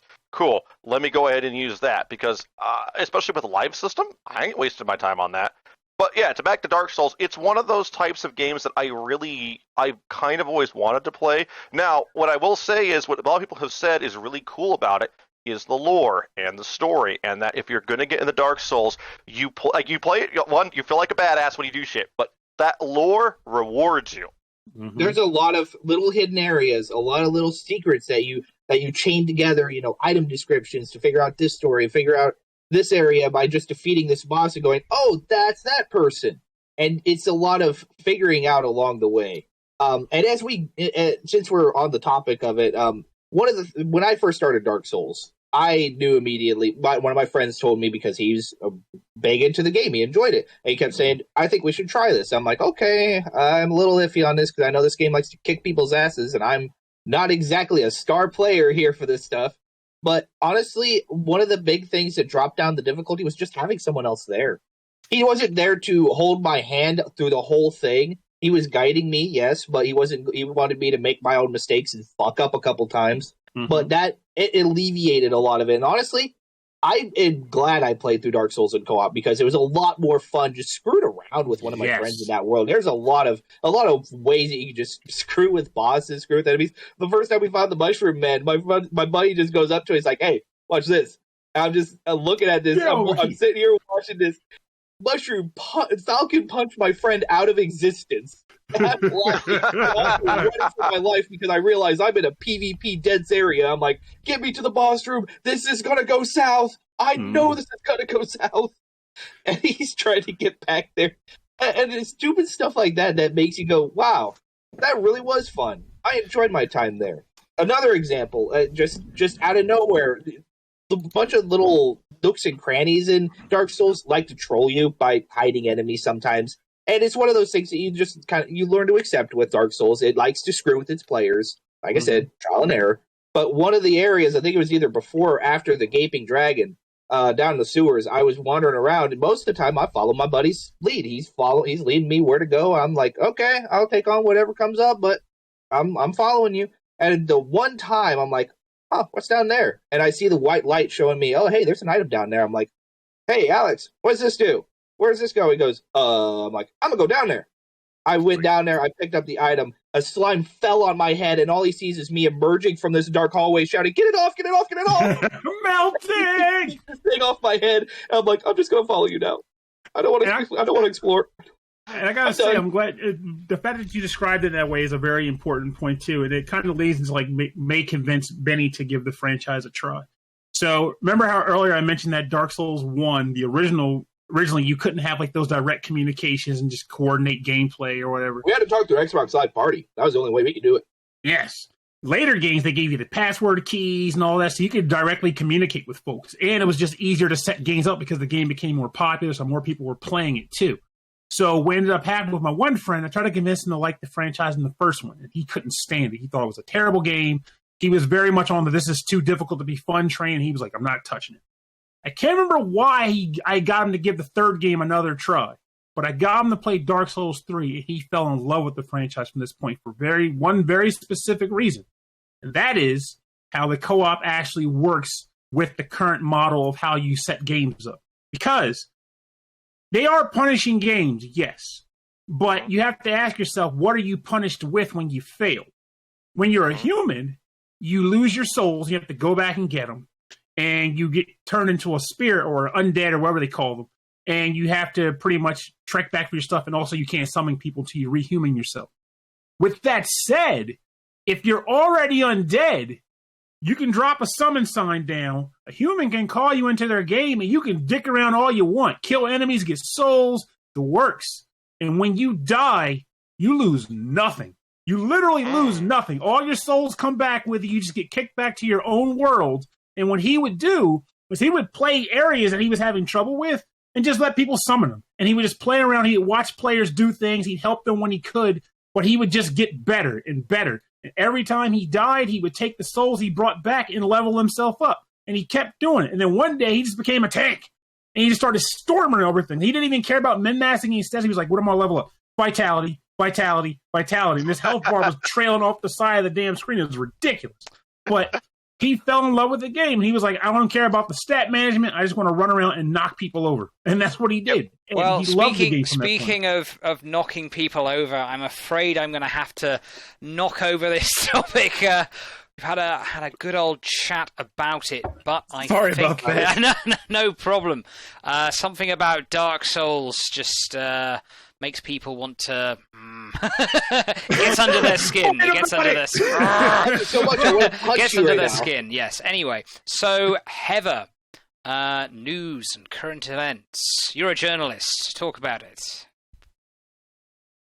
Adjust your camera. There we go. Professional journalist. There we go. I know. Sorry. All right. Okay. I've been using my phone. I've been trying to balance using my charger and then using my headphones. So, okay. So, the biggest news for me that literally like kind of threw me into a really weird headspace was the 3DS news. The Nintendo shutting down the 3DS and Wii U store. And, we shouldn't be so surprised because they did it with the Wii store already. Like, I guess I should have seen this coming, but what made this different was, I can speak more on the 3DS side. The Wii U side, maybe someone else in here can do. But to me, the 3DS and DS systems were probably one of my favorite hardware systems in the sense that the developers that did make games for it really took the new hardware possibilities and they just ran with it. There are some of the greatest games that I think I've ever like played. Like they're so creative how they use this hardware, this touch screen, this double screen. I think my favorite example is The World Ends With You on the DS versus on the Switch. I mean, they're two different games. That dual screen made the combat so much more intricate. Literal night and day. And easier for me to understand. Like, I feel like Kenny and I have gotten into this a little bit. Like, he actually did like the one screen, and I'm like, I can't play the game. I had to put it on a TV and use the motion controls to actually just understand what I was doing versus, I'll pick up the DS version and just play it and it's easier. So a lot of games that were only available on the 3DS store are now just going to be gone. And two of the really important ones for me were the two Ace Attorney Trilogy games. The one with, I forget the names all of a sudden, but the one with... Spirit of Justice and Dual Destinies. Thank you. I'm like the Athena ones. And, people, they argue like, oh, whatever, you've had time to get them now. And it's like, okay, but I've got like a 20-year-old brother who has just started showing interest in these games. And I'm like, hey, well, I hope you have a 3DS and can buy them now. Like, I'm like, can I send you one? Like, I don't know, like, because these people are going to find these games later. How many of us have found games later, and have just started playing with them? Like, oh my gosh, I should have played this eons ago. I had it on my backlog. So to say like, oh, you had your chance, like that's just such a shitty thing to say. But yeah. On top of that, oh, sorry, go ahead. I was going to say, I literally ripped Fire Emblem Fates off the shelf the moment they announced the closure and started playing it because of this. We were talking about this. Isn't there like, you can buy one of the games, but only if you're at a certain point in the other game? Well, it turns out that they were all promoting it as that, but you can only access it at that point. But I think you could buy it in the main games menu, but nonetheless, if you didn't know, you can't buy that content on the eShop. You have to buy from within the game itself. And if you don't do it that way, you will not get to play the third chapter of the game. That's actually what I was just going to bring up, is because you can buy box copies of either side, but you don't have the third one unless you got the special edition, which I did. That was like one of the dumbest things they did. I hated them for that. Oh yeah, no, I still need to play the game. The reason I bought it was because I read an article about the news announcement for it when it was the Japanese version. So I was like, ooh, okay, that game. And I sort of like Fire Emblem, so I'll give it a try. But it's like, yeah, now you're going to run into that. And like you said, the Ace Attorney games. And it's like, in my case, I say the original. For us in the West, it was Senran Kagura Burst. Now, you can play Reburst on the PS4, but if you want to play on the original DS, you either got to import a Japanese copy, or don't know if Europe got a copy of it. But even then, it's just like, yeah, there are games that are, sadly, are going to leave. And while you guys talk, I'm actually going to look at my 3DS real fast so I can go ahead. see. And that's part of the problem is people are like, yeah, well, it's available on PS4, it's available on PC, it's available on whatever. Yes, but you miss the hardware. I know Corey and I have, we've talked about this too. The Nonary games, the first one, 999. Yes. There's a big reason why it needs to be on the DS. There is a big reason why. And I love that game so much. It doesn't make sense. Like the big reveal doesn't make sense if you are not on a 3DS. Agreed. 100% agreed. And that's just on like I'm looking at some of my titles real quick. Like just so many of them utilize that hardware so well, and we are losing that. And that is what is the biggest. That is a damn shame. And so that tells you, from the developer side, like we, obviously buy our game. Like we're developers, please pay us money. That's how we live. That's how we pay our bills. But if we do not make it available for you to buy, and you can't give us money, like. Then find it elsewhere. I don't understand. Like, just go get it elsewhere then. Like, and I don't want to pay obscene prices on eBay for these games, which I had been doing. And I hate to say this, but like, I actually just went out and I just went, okay, I'm just going to buy like a hacked DS. Like, I'm just going to go buy a hacked 3DS. Like, put every game on there. I just put because Nintendo especially says, if you want to play on hardware.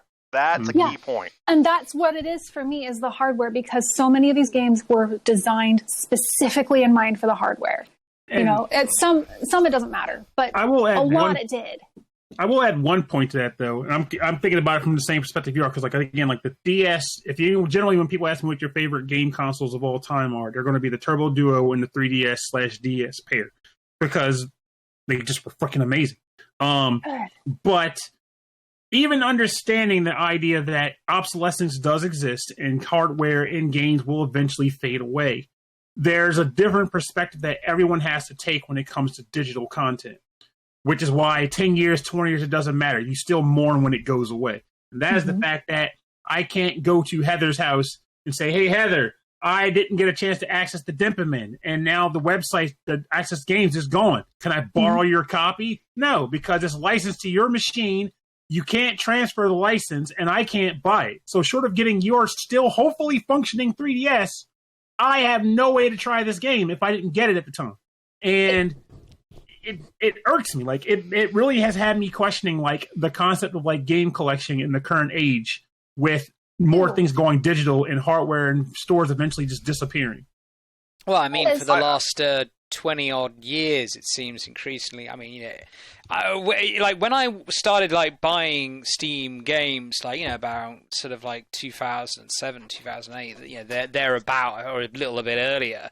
It's like I just went up when one of my friends just told me, "You're not buying this box. You're not buying the disc. You're not buy. All you're buying is that little code that's written on the bottom to kind of register it." And it's kind of like.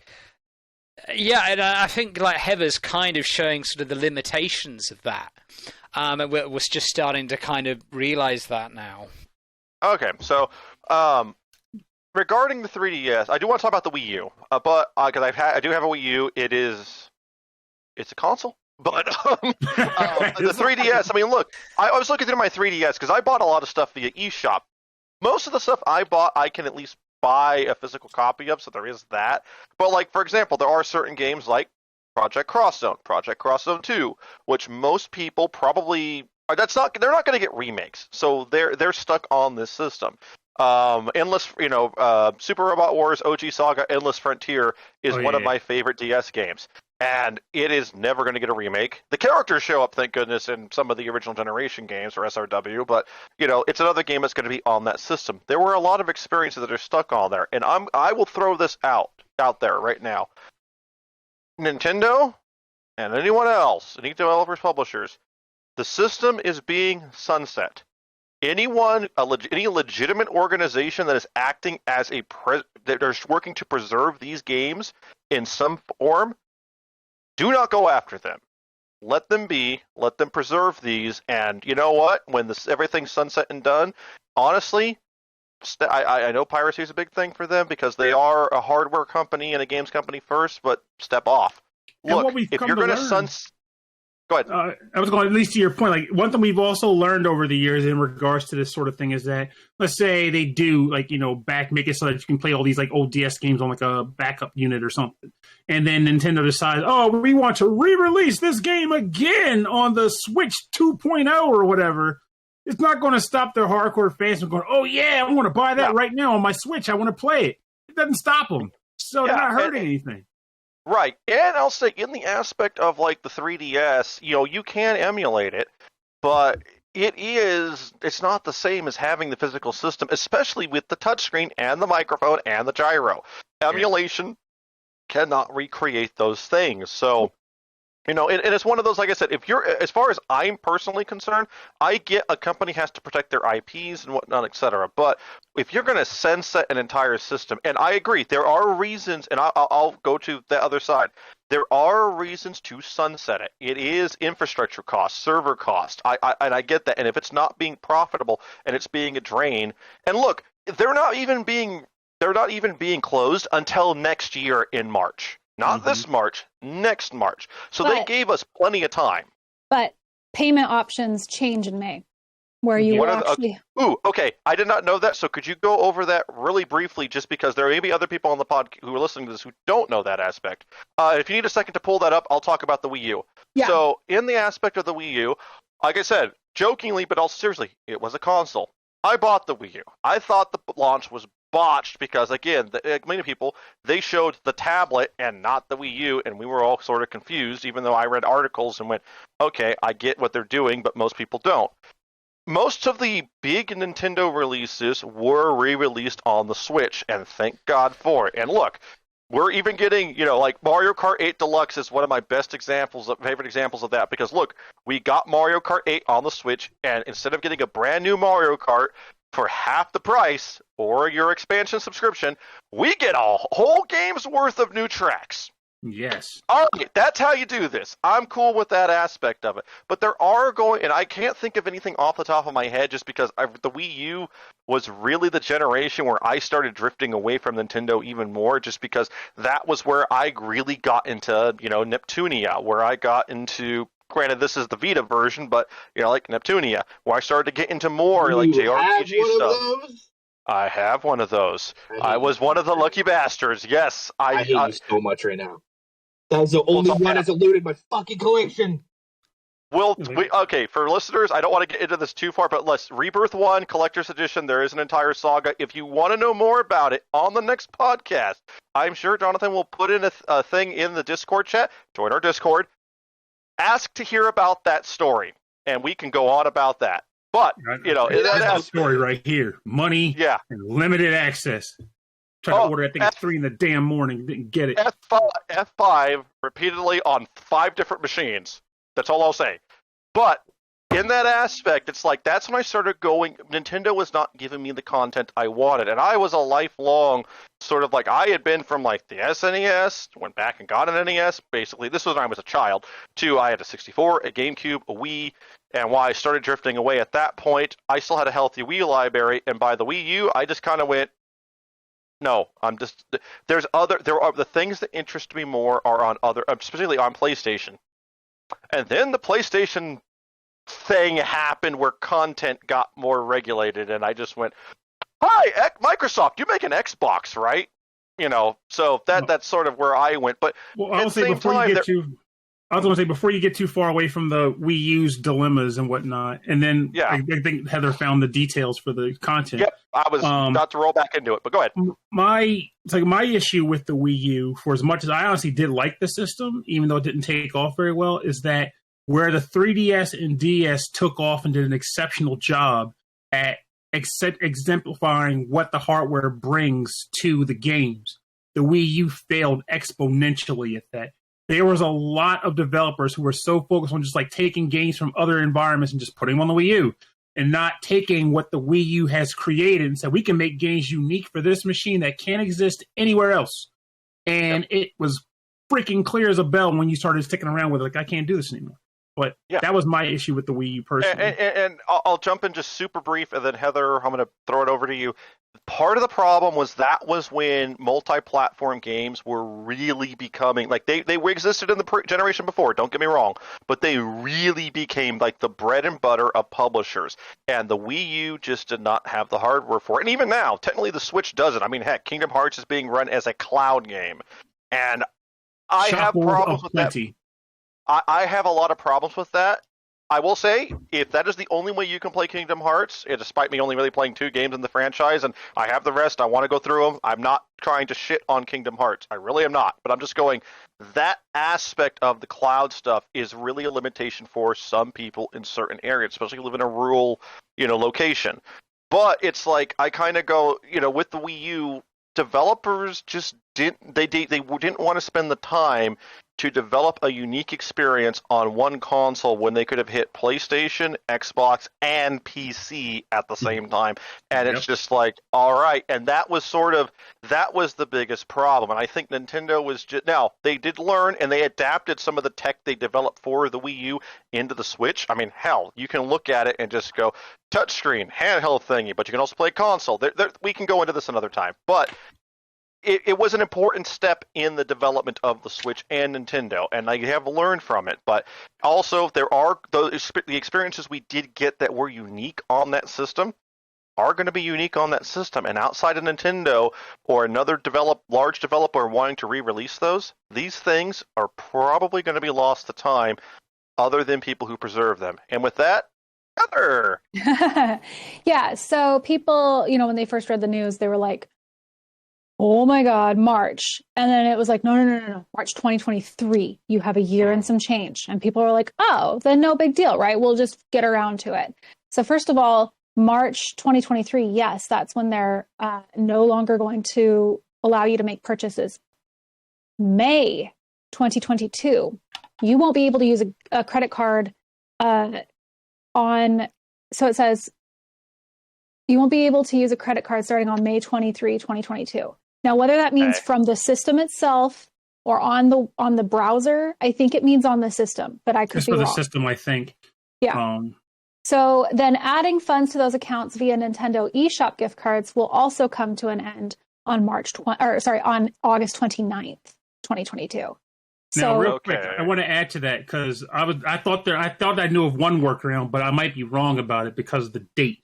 So I think you can link the 2 accounts together, right? So with the 3DS, they made it possible to have them all acknowledged by one Nintendo.com account, right? Yes. So if you were to buy a card from like a Target or whatever, drop the code in, you'd get $50 in eShop credit. That eShop credit would be acknowledged on your 3DS as well if you were to boot that up and go to the eShop. So I don't think you can add it directly through the system. I know right now you still can, but I don't know if that's going to be changed at the May cutoff as well or not. Yeah, so the May, you just won't be able to use a credit card starting May 24th, right? Or no, sorry, starting May 23rd. So you have until May 23rd. I would just say be safe, do May 22nd, right? But so the credit card thing, that's when the issue stops there. But when the gift card that you're saying, you might have to do that workaround starting August 29th that you just said. So basically, I would just whatever you're planning on getting, just get it out of the way and do it now. Yeah. Just do it. Spend March doing this. Spend April doing this. And sorry, just real quick, put in all of your games. It has to be said. Put in all of your games into your 3DS. Download any updates, any any software updates, any updates like that. You make sure all of your systems are updated. They will. I know Purnell's got a big problem. So they look will. At your DLC stuff like that. They will still allow you to have access to the stuff that you purchased. But with that being said, why would you leave that to chance? Just do it. I have a challenge to our Discord users and our people who listen to either via the YouTube link or via the article. Give us your games that you feel people need to download and play. because this is where we all sort of need to help each other, because there are a lot of games. And I'll say, not to say, if you can get a physical copy, definitely make a notation, maybe physical copy if you're willing to do that. But especially, I would love if you could focus on eShop games. The only eShop game that I look at and go, all right, I need to go and play that is Liberation Maiden. I that was the only eShop exclusive, and I think that got released maybe elsewhere, but like that's the only one I go, I don't think there's a physical 3DS copy of that. There were a few for me. Like, I know off the top of my head, though, I had to go get the system to look up others, but Denpaman 1 through 3 and Kokuga were the big boys for me. That were, like, downloadable only, that I love those games. They're good games. Corey, what you got? I barely played any 3DS or Wii U stuff, honestly. Really? That was kind of the generation that I skipped, because I was saving up money for an Xbox One. That was when I was in college and didn't really have the money to go splurge on stuff, and Nintendo kept their prices too high for me to keep up with them. I could still get a good amount of bargains for my PS4, but the 3DS and all those just I didn't have the money to keep up with them. In that case, our listener suggestions would be good for you in that aspect to maybe go and grab a couple of things. Yeah, I'm sure there are other people in that same boat. Yeah, so, for me, I would recommend real quick just the Phoenix Wright, Spirit of Justice, and why can't I think of the other one? Dual what is it Destinies. For now? Thank you. I bought Dual Destinies. Need to play it. I need to buy Spirit of Justice. You That's have on to. my list. Yeah. I found that one more enjoyable than Dual Destinies. And then there's the Rhythm Mega Mix. Okay. And then because that one didn't get that one got a physical release in Japan, obviously, and I think either Europe or Australia. But it did not get a physical release here in the U.S. And I'll then definitely. Go ahead. The last one is Chase Cold Case Investigations: Distant Memories. If you love Hotel Dusk, was that on? That was on the no. Because I say that because we just had our listener suggestion episode on Thursday of this week, and someone submitted a track from that game, and it was my first time hearing of that game. So to hear about it twice in 1 week is pretty funny. It was on the 3DS eShop. 3DS eShop. I actually bought it recently because I didn't know. I bought it a few months ago. It's like $6. Oh, so okay. Yeah, it's like So because I have the physicals of Hotel Dusk and Last Window, which did not get a US release. That was Europe. So I have those two. So I was like, okay, Chase Cold Memories, or Cold Case Investigations, done. So those are mine. I feel like I want to go get my system from downstairs while this topic is going on, because now I'm curious. Anyway, as the Nintendo 3DS prepares to head off into the sunset, so too must this conversation reach its sunset. We still have a bit of time to get through, and time is running short. We've got some few things to get through. Okay, so we're moving on to the what have people been doing? What have people been playing section, and like I said, we may be running a little low on time, so I'm going to ask people to keep under 5 minutes, please. short, sharp, to the point. Okay, first off, Pernell, what have you been playing lately? What have you been doing lately? Honestly, I've been all over the place with my games. Right now I'm playing a game called For the Warp. I'm finally starting Pokemon Arceus because everybody and their mom won't shut up about it. Apparently, it's like the new. It's like I've heard people literally claim that this is what Pokemon should become going forward. And so far, I'm inclined to agree with those people because it's a quality title. I'm still playing Shin Megami Tensei 5. That game's gonna take me forever and a damn day. I know it is, but I'm enjoying my time with it. So whatever. The shocker game I'm playing that I should not like but do. It's a game called Vivid Night, and it's on the Switch download store. It's pretty much a roguelite auto battler in that you find units and you recruit them and you put them in your team. They take the form of gems, but then you get in the battles, they just fight on their own based on the time structure. And they have the opportunity to occasionally activate a special attack. And your character, in between time incremental rounds, can choose a gem in their inventory to do a support attack or a support, booster or whatever. And you're basically moving through the floor from room to room, fighting enemies. finding alchemists to alchemize new gems that your main character can have, buying new gems to pull people out of to put in your party. It's a surprisingly addictive loop of a game. I've been in love with it. I'm starting Elden Ring because damn right I'm starting Elden Ring. Such a good title. Dungeon Encounters I'm still surprisingly addicted to. That game should not be fun, but it's one of my favorite games of 2021. And aside from that, last but not least, is a game called Medium Knot, which I've been getting into. It's by the guy who came up with La Mulana. So it's that same level of like weird, like retro and cryptic gameplay mechanics, but it's like quality title. And if I can think of anything else going down, one more game I'll recommend because I went back to playing it. It's called Scourgebringer. If you're familiar with that, it's another roguelike-ish style game, but you go from room to room. It's like a very like Benny might like this because he was talking about when he was describing Luminous Avenger. I thought about that in comparison to this. It's very frenetic. You're bouncing from enemy to enemy. Mostly airborne combat, just like smacking the crap out of things. It's really, really good. It's very good. Yes. Heather's played it. She knows what I'm talking about. We reviewed it for Hey Poor Player. I was like, yes, I love this game so much. Yes. Okay. And I think I'll stop rambling. Okay. So that's what Panel's been doing. Heather, what have you been up to? What games have you been playing? So I have like literally 15 games on my review list. It's pretty bad.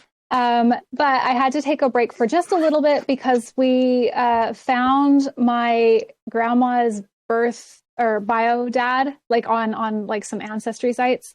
And she's 88. She's finally figuring out who her birth parents are. So I've been doing a lot of genealogy, which is kind of a game. But there's a big story there, but I won't get into it. The games I have been playing, though, are Cardboard Kings, cardboard spelled with a K, by publishers Akupara Games, a little indie dev studio. Henry's House developed it. Super freaking good if you love shop Sims. You basically just buy cards throughout the day and like you watch kind of like the market, like, hey, blue cards are going to go, they're going to be worth less, or this card's going to be taken off the ban list, so it's going to be worth more. And you just sell cards throughout the day. So fun. This speaks to me. Yeah, I've put like 35 hours into it already. The storyline is only like 2 hours long. I'll say on a side quick tangent, if you like board games in any way, look up Millennium Bleed. You might like that a lot too.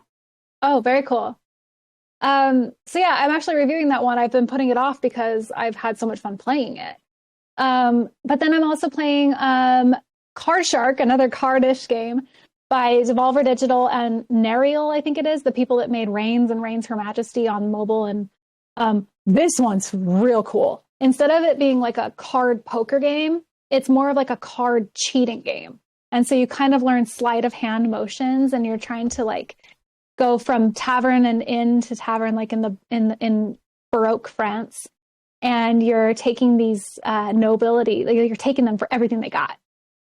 And it is so cool. Like the animation's cool, the art style's cool, the mechanics are cool. This is a great game. Like you have to go see it. It might be available on Steam Next Fest. Go check it out if it is. And then the last one on 3DS, I'm going through my 3DS library and DS library. I'm playing Trace Memory. It's by the people who made Hotel Dusk. It's been so long that I have forgotten the game. I played it like 15 years ago. So I'm like, cool, it's been enough time. I'm going to play it again. So, yeah. Did you play Ghost Trick back in the day? I did, and it's been a long enough time that I've forgotten about it, so I'm going to play it again. Yes! Revisit! I just remember Holy jeez, I played that game! Wait, which one? Trace Memory, it's another code. I was like, why does that sound familiar? Yeah, I'm sorry. It's another code. I was like, holy crap, wait, I know that one because it's like, I think it's part of a series of stuff. Yes. And like, we got the second game for some reason, but it's like, it's a very interesting game. A couple of the puzzles are a little difficult, but it's like, no, if you like stuff like 999, just go buy it, go play it, done. Yep.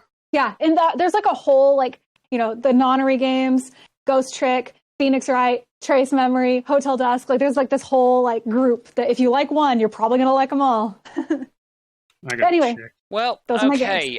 Speaking of Devolver Digital, it's my turn to talk about things I've been playing lately. Now, I'm not supposed to talk about this until the 28th, but by the time I've edited this, it'll be the 28th, so it's fine. I've been playing Shadow Warrior 3. So yeah, I'm talking of Devolver Digital there. Yeah, and it's been what a absolute riot. So it's kind of like it's half Mirror's Edge and it's half the most gory arena shooter you've ever seen. I played Shadow Warriors 2, it felt like Borderlands meets Yakuza. A lot of it's kind of think Serious Sam meets Mirror's Edge kind of thing, but also on magic mushrooms. That's basically what it is, and add a dash of add a big dollop of Japanese mythology, and then you've got it. And so it just starts off with Wang. I mean, he's in his underwear, like, talking about, oh, damn it, I unleashed a massive world-ending dragon that's going to eat everything and destroy the world. Ah! Okay, and he's just talking about how he's destroyed everything. And then he kind of gets a visit from his old mentor / enemy that says, Wang, you got to put on some clothes and you got to sort this thing out. He gives him his submachine guns back and it's like, okay, you talked me into it, let's do it. And it's amazing because immediately there's no kind of like push WASD or use the mouse cursor to look around. There's none of that stuff. You are immediately grappling across chasms and using your chi blast to throw enemies off ledges and stuff like that. And and then there's the finishing moves. So there's this giant ogre monster. He'll try and kind of beat you with this massive club. If you've got a finisher move in your gauge, Wang will tear off its arm and beat him to death with it. Okay, I can chuckle at that. And I can definitely chuckle at that. Then he can beat other enemies. There's another enemy. He's kind of like this giant sort of floating samurai head. Yang will reach inside it, pull out its heart, and then throw it like a grenade. It is Does it explode? Yes, it's like with a 50-foot explosion. It's insane. Like a sort of, it's kind of like a laser disco. It's a disco ball of like laser beams. It's insane. Yeah, it's just one of the most insane, over-the-top, awesome games I've played in a while, and I highly recommend everyone play it when it comes out on March the 1st, and read my upcoming review. Okay. Yeah, and I think, other than that, I've just been playing a lot of Age of Empires Definitive Edition, because I'm an old man, and it's comforting and familiar. Still a good game.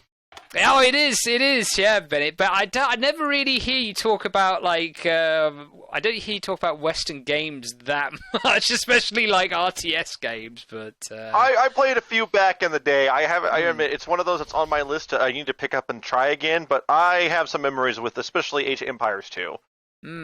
Oh, really? Oh, yeah, I'm just getting back into Age of Empires 2. Oh, yeah, that's another thing I put on the Discord. Corey saw it. They broke a world record recently, I think. They had a 98-hour game of Age of Empires. It's really funny. Hell. Yeah, right. So basically what happens is they're both fighting each other back and forth into this stalemate, and then they realise they've chopped down every bit of wood, mined every bit of gold, mined every bit of stone, every single resource in the map has been stripped bare. And then... The only thing generating income for now is like there are these artifacts that are that you put in the monastery. And the monastery, the monastery generates gold. So they've both got a few artifacts. One of them destroys the other monastery, but while one person's sending his army to destroy one monastery, the other guy's sending his army to destroy the other monastery. So now the monasteries are both destroyed, but they don't have any wood left to rebuild them. So now they're both playing knowing that any unit they lose will be gone forever because there is no resources to replenish them. And basically, they're just so they've got these castles, and they kind of do this thing where like one guy goes to sleep, and while one guy's asleep, the other guy kind of dances his units around underneath the castle so the arrows miss, and they try and kind of just break the castle down very slowly, and it just goes on for days and days and days. And then finally, I think one of them just has to turn his computer off, and there's a power cut or something, and they disconnect. And it's just like, the insanity of people to play Age of Empire, and that I respect. Salute, press F in chat. 100%. For these brave. They got the chops for it. I'm happy for them. I do not have those chops. You'll never see me. I got the patience for that. I think one of the guys on the stream was going, it's like, okay, I'm going on a date now. I guess I'll have to leave. I hope he doesn't kill me while I'm on. Well, I'm going. Oh, no, he pays someone to cover his units while he's gone. And like, that's the funny thing. It's only like 5 points of ELO that they're fighting. Can you imagine a babysitting service getting a phone call to have a shift from like 8 to 10, like 10:30 p.m. They show up. Okay, where's the baby? Like, okay, he's right upstairs in the computer room. He's still running hot at like 100-something degrees. Don't turn him off. Let him run. He's just doing his thing. I just need you to check on him every 5 minutes. You know, tap the mouse, make sure he's been burped. Your easiest money ever. Yes, but at the same time, if you end up losing a unit and he comes home to a dead unit, it's like, what the hell did you do? I'm doing my job for 2 hours and my entire army's dead. That's what he did. He put like every time he had to go to bed, it's like, okay, I'll just garrison all my units in the castle and I'll go to bed. That's ridiculous. But anyway, so that's what I've been spending my time doing. Okay, Corey, what have you been playing? What have you been doing? It is funny that you mentioned Shadow Warriors 3 because I just got the pleasure of finishing Shadow Warriors 2 because I'd never played a Shadow Warriors game before. And I got done with them like that was a hell of a ride, and it was worth doing in co-op. Man, I had a blast with that and look forward to the third. I am scraping through my backlog and just, getting some sales here and there. And 2 games that I added to the 4 games of February I wanted to finish were Superliminal and Manifold Garden.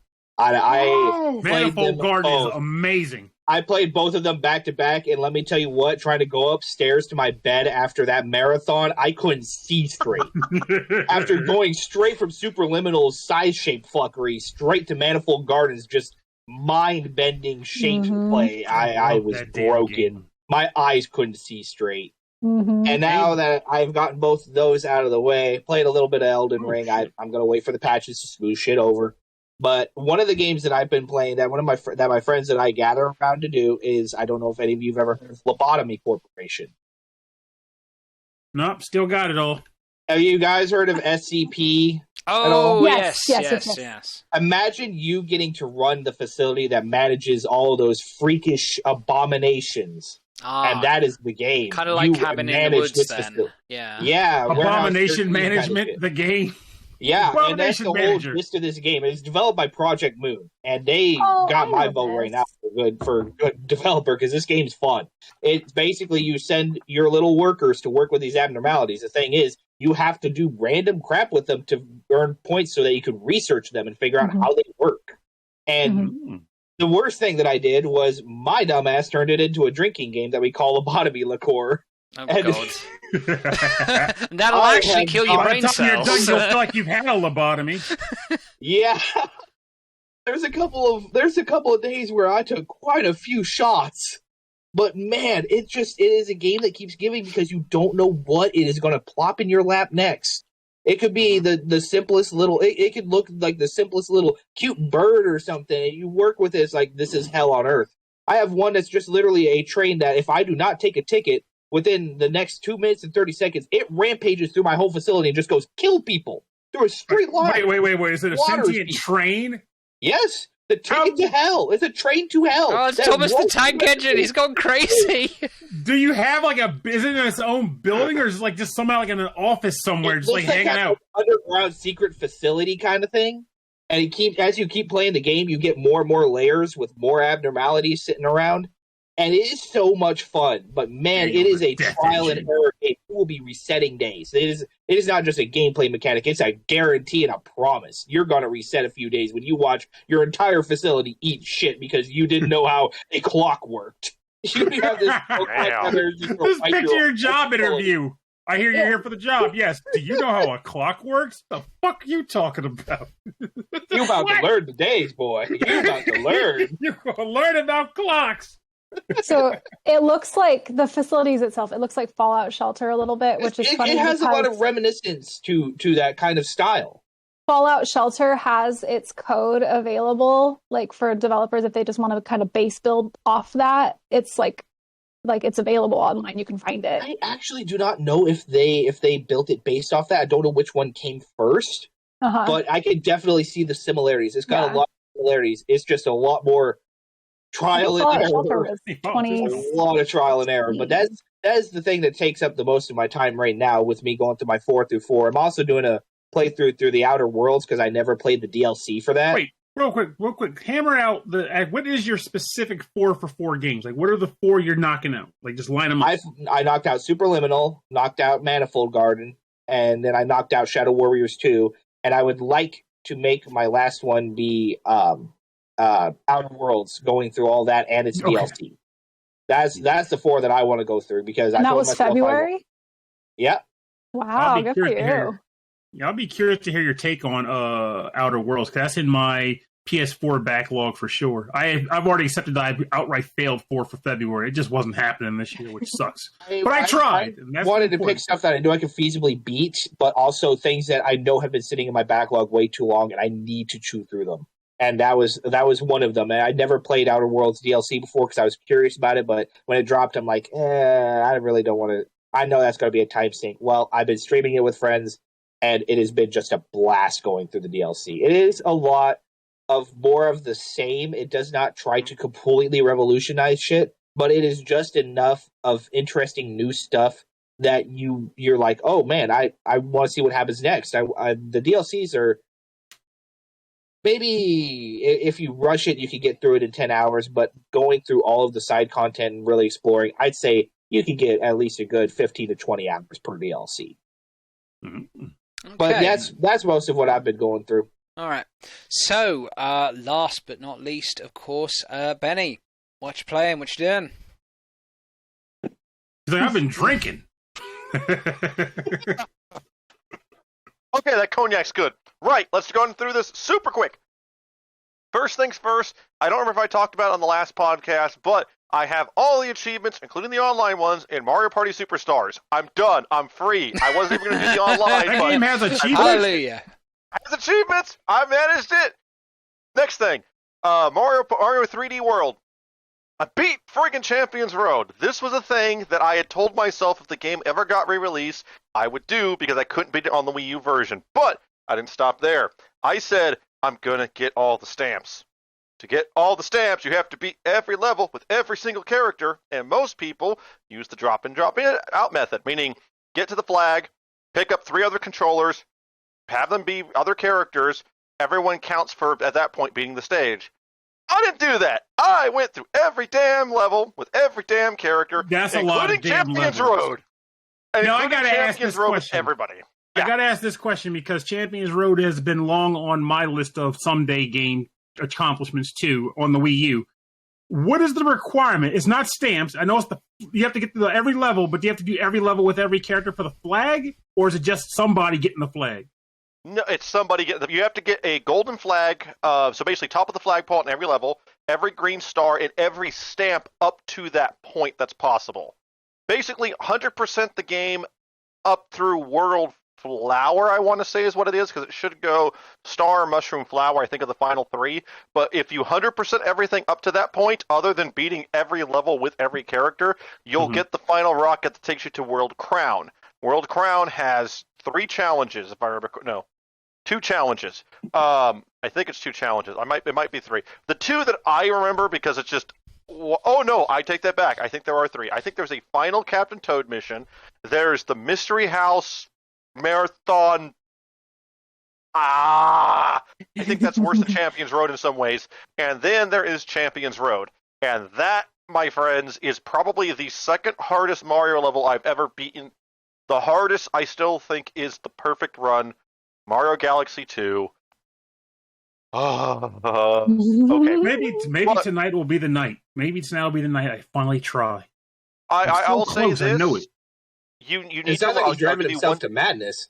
I will give you one. I'll give you one very important tip. If you're not playing as Rosalina, there's going to be an area where you're going to have to jump up the beat blocks really, really fast. And in order to make distance in this, you can't just go, I'm going to jump to the next thing, because there's like a weird half step.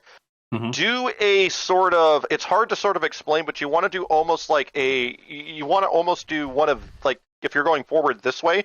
Instead, what you want to do is you want to do one of these to basically kind of build up your speed real fast, but you can't do it so quick that you go into a spin jump, because you'll just screw up at that point. But you have to use that little block to get, like, do like a turnaround run to get speed that'll give you distance to the next block that you can jump on. I gotta flat out say, the fact that you're describing a Mario level with this level of intricate detail scares the crap out of me for what I'm about to get into. It's like, wait, just use the run fast and jump with your character, just don't die. You're like, well, first of all, you gotta get the right amount of speed, not too much. There's tech. There literally is tech, especially if you're playing as Toad. You have to learn to get through certain sections of the stage. I'll say it's a test of skill. The reason I'm not I do think it's a little unfair at times, just because some of the things they expect you to do, you don't really have to do anywhere else in the game, so you might not think about it, but at least it's optional. It's not the same thing as Ix, where if you want the true ending, you've got to do that. Moving on slightly, on the topic of Ix, play Ix1. Don't let anything I said scare you out of that. This is a fantastic game. Even if you've never played the other Gunvolt titles, you can play this standalone. There are a couple of things I think that make more impact if you play the other Gunvolt games. But if you just want to play this, it's on Switch, it's on Xbox, it's on Steam, it's on PS4. It's worth it. I gotta ask one more question, because this seems related to your interests. Have you played Kogan yet? No, here's the thing. Apparently there is some sort of tie-in between those two, because, like, okay, there is a character named Kohaku in Ix. I don't know if it's the same Kohaku, but it seems like it's sort of supposed to be. There's definitely a relationship, because I know, like, the limited run games package includes them both, and I swear I read something where one character is available in the other game, but I don't remember. No, they're available in both. There is DLC in both. In Kogan, you have DLC to play as Cope, I guess, to fight Copen or play as Copen. In Ix2, there is DLC to fight that Kohaku, and there is some DLC, and it's the only Blaster Master tie-in we're getting at the moment, I guess, is there's going to be a fight against Jason and Eve that's coming out later. I don't know any details, because I'm trying to avoid spoilers on that in particular, because I want to go into it completely blind and see if it ties up some things. But still, we'll see. But I'm also very torn on that, because half of me wants to get it because it's integrates and I want to support them. But this game, man. Okay. Running through the rest of this, because I know we're short on time. Shantae, Risky's Revenge. I beat it. I'm now next month. I'm going to start the third Shantae game, which I believe is Pirate's Curse. I should have all of the Shantae games done by June, only because April is going to be half Genie Hero and May is half Genie Hero Ultimate Edition, because they're two separate achievement lists. So, but I'm going to do both. Mega Man Wily Wars came from Limited Run Games. I have a Genesis game I cannot play, but I don't care, because it's like, it is sort of a holy grail. We never thought we would actually see the Wily Wars in the U.S., so I'm just happy to have this on my shelf. It's a great game. I really want. I want to play it at some point. I may emulate it just because of the fact that I have a physical copy now. But I want to play the Wily Tower. But that's how we all did it back in the day too. It's just emulate it. Because it was only available, I think, on Sega Channel in Europe. No, it was here too. It was here too. Okay. But it was still Sega Channel, and if I'm not mistaken, people were... I mean, I experienced it this way, but I don't think you can even access Wily Tower on Sega Channel, because it wouldn't carry the save file over. Oh, so you'd have to beat the entire damn thing in one sitting, all three games and Wily Tower? Well, Son of I mean, I'm not even sure what was that. It was just like, for whatever reason, like I would save the game. You'd beat one of the Mega Man games. You would save it. It would swear it would log it. But I beat all 3 games on one file, and I could not access Wally Tower, and I was pissed. Okay. On my list, 2 things, just because I didn't get a chance to re-mention them. 3DS stuff. DLC-wise, if you like Fire Emblem, make sure you basically get that 3rd campaign downloaded ASAP while you have the chance for Fates. Senran Kagura Burst, yes, it's on PS4. I'll admit, I have my problems personally with Burst. I still need to... I get so bored of that game, I put it down. That said, if you are a Senran Kagura fan and you want to see how the West got their first taste of it, go download it while you've got the chance. Okay, Shantae, I have a list, I'm sorry. Yakuza, okay, Yakuza. So because I needed something else to play that was going to make me happy, because the other games on my list, I'm kind of, I have a list of things I'm trying Games to aren't supposed to make you unhappy. You're supposed to just get the achievements and be miserable, Benny. That's exactly X2 right now. But I started playing Yakuza Kiwami, but because I started playing it and immediately went, if you played Yakuza Kiwami after 0, you immediately go, what the hell is going on? In a good way. I wanted to show my roommate, because he was there when I played Yakuza 7, like a Dragon, so he really liked the story. So we're going through, I found a supercut. It's 15 hours long of all of the cutscenes in Yakuza 0. I have a point with this that goes back to the accessibility in a second. I'm actually saying, send me that link. You got it. You got it. I will do that, because honestly, it's really cool, because he's been watching. He's like, I would love this as a drama or an anime. And I'm just like, yeah, no, it's fantastic. Even just to watch the cutscenes and see the story, Yakuza is that entertaining. But I wanted to tie this back to the accessibility, because like I said, I knew someone who had SMA. She liked games. When she could, she would actually play, old games with the NES. But later on in life, because SMA affects a lot of the nerves, and I don't understand everything about the disease. So if someone who is more, knows more about this, and also keep in mind, I have actually been having a little bit of some such and such here and there, despite the. Also, shout-outs to Haku Vodka, because Haku Vodka is actually really good. Proud sponsor. I like this vodka is actually really good, and so in that aspect, and it provided the bottle for my little fun, prop thing earlier. So shout-outs to them. But she loved game stories, and she would honestly come in and watch me play through RPGs, or watch her son, and her son has Asperger's. And so he loved games and the stories, and she would come and sit in and love the stories in a lot of these JRPGs or other games. But she used to be able to play stuff, and she got to the point where to use a laptop, we had to literally take her hand, put it on the touchpad, and she could only use like 2 fingers sort of to do this. I mean, SMA is a disease that I saw the progression. I didn't see all the progression through her life, obviously, but even in the couple of years, and I don't mean to get sad in this aspect, but I just want to be real, it started to take her voice. And that woman was so intelligent. She wanted to be a counselor at one point, to help people, a psychologist to help people.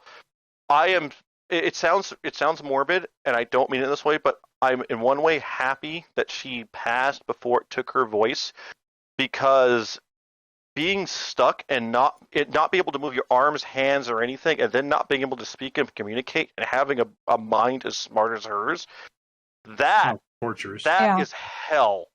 Yeah. And it's just like I think. Yeah, I'm not all religious, but I thank God. It's like, look, I thank you for that she mercifully passed before that. But the reason I bring this up is because, there are people out there, if you ever think, and this is one of those things in the accessibility, I really do appreciate these people who put these supercuts of plots up. And I know some people will go, developers, and they have a right, don't get me wrong, well, you're spoiling our game. There are some people who cannot, either A, for time reasons, or B, for accessibility reasons, experience the game you want. Yes. But they can, word of mouth, and tell other people about that. And so it's I understand it's a balancing act, but it is something we should always sort of keep in mind.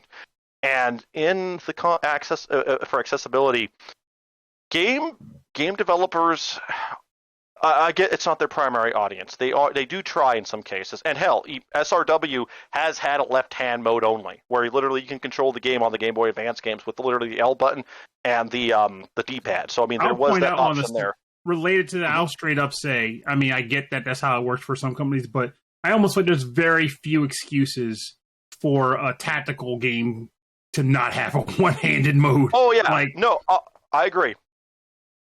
But the reason I was going to go in that aspect of if they do more in some cases than OS developers and even other people who develop technologies who basically develop accessibility technologies and then charge exorbitant amount of money. And to be fair, I work in IT and I know a little bit of programming. And Heather, you know that development is not cheap. There has to, and I'll throw this out as a general plea, there has to be a better way to get this stuff into people's hands than hoping that the government will pay for it. And this is as close to political as I'm going to get, just because I have seen what the state of California gave that woman as a wheelchair, and then literally told her, you want a tray so you can set your laptop on? That's not necessary for your life. Yeah. I'll leave it at that for on my side. No, disability activism needs to come a long way for that, and not in activism. Sorry, in the government. They need to, because it's one thing that we will all eventually, either through age or through accidents, will experience. Yes. And I got one more thing, Jonathan, and then I will let you close out the podcast. Under 5 minutes. Sorry. I know we're out of time. I saved for maybe for last the happiest part, because I knew we needed something to kind of go off of that. Or some of you are going to be like, or you're like you need to calm down. So anyway, do you need to see LC game? Oh God, NEP. We'll talk about next podcast. I have a rant I could go on about NEP, but I'm not going to do it right now. So if you follow my Twitter, you've seen I've been posting some things about figures. I decided to get into. I've talked about figures before. I got into some more figure collecting. So I apologize. I'm going to move the camera for a second. I got some figures. Oh, that's a lot of figures. That's okay. I will one of these days. I would love to talk about these a little bit more. But yeah, it's like I've got. I'll say this. I've already had. This was from a collector's edition from a while ago. I bought a coconut. I bought a Nepgear. I have a Nepgear figure. Who made that? Because I want one. Broccoli did this recently. I think this semi-recently came out. Shoot me the link for that. I want that. Kasuga there on the right? Or have I got it wrong? This is from Tales of... Katsuragi? Oh, Katsuragi, not Katsuragi, yes. That's right, yeah. Close enough. I understand where you're going from. There we go. It's a Katsuragi from Samurai Kagura. I have actually, this is a... No, I'm sorry. I have had a shot, so I forgot who... Yozakura, thank you. Yozakura from Samurai Kagura, who actually, I love her because her gauntlets remind me of the Big O from the mech because of the pile driver. This is done by a company called B-Style, who does it's a quarter figure statue. They do really intricate work. That also made me actually buy the Nepgear version they do of the Bunny Girl. These are Bunny Girl costumes, but they look really well done. This is Big Nep.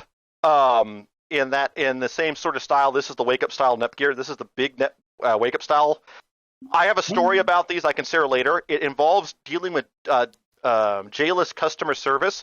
They were fantastic about actually what happened. I'd love to share that some other time. Next podcast, we'll have a Benny's Figure Fashion Show, and we'll talk about J-list customer service. Last thing I will say, this right here is a coconut, which is from Nekopara, which is from their figure pop-up parade. Is that what it is? Great figure. No. Pop-up parade is a great line. Yes, especially because of the fact they are affordable. If you are looking for affordable figures, because these things are expensive, we're talking to $20, $30.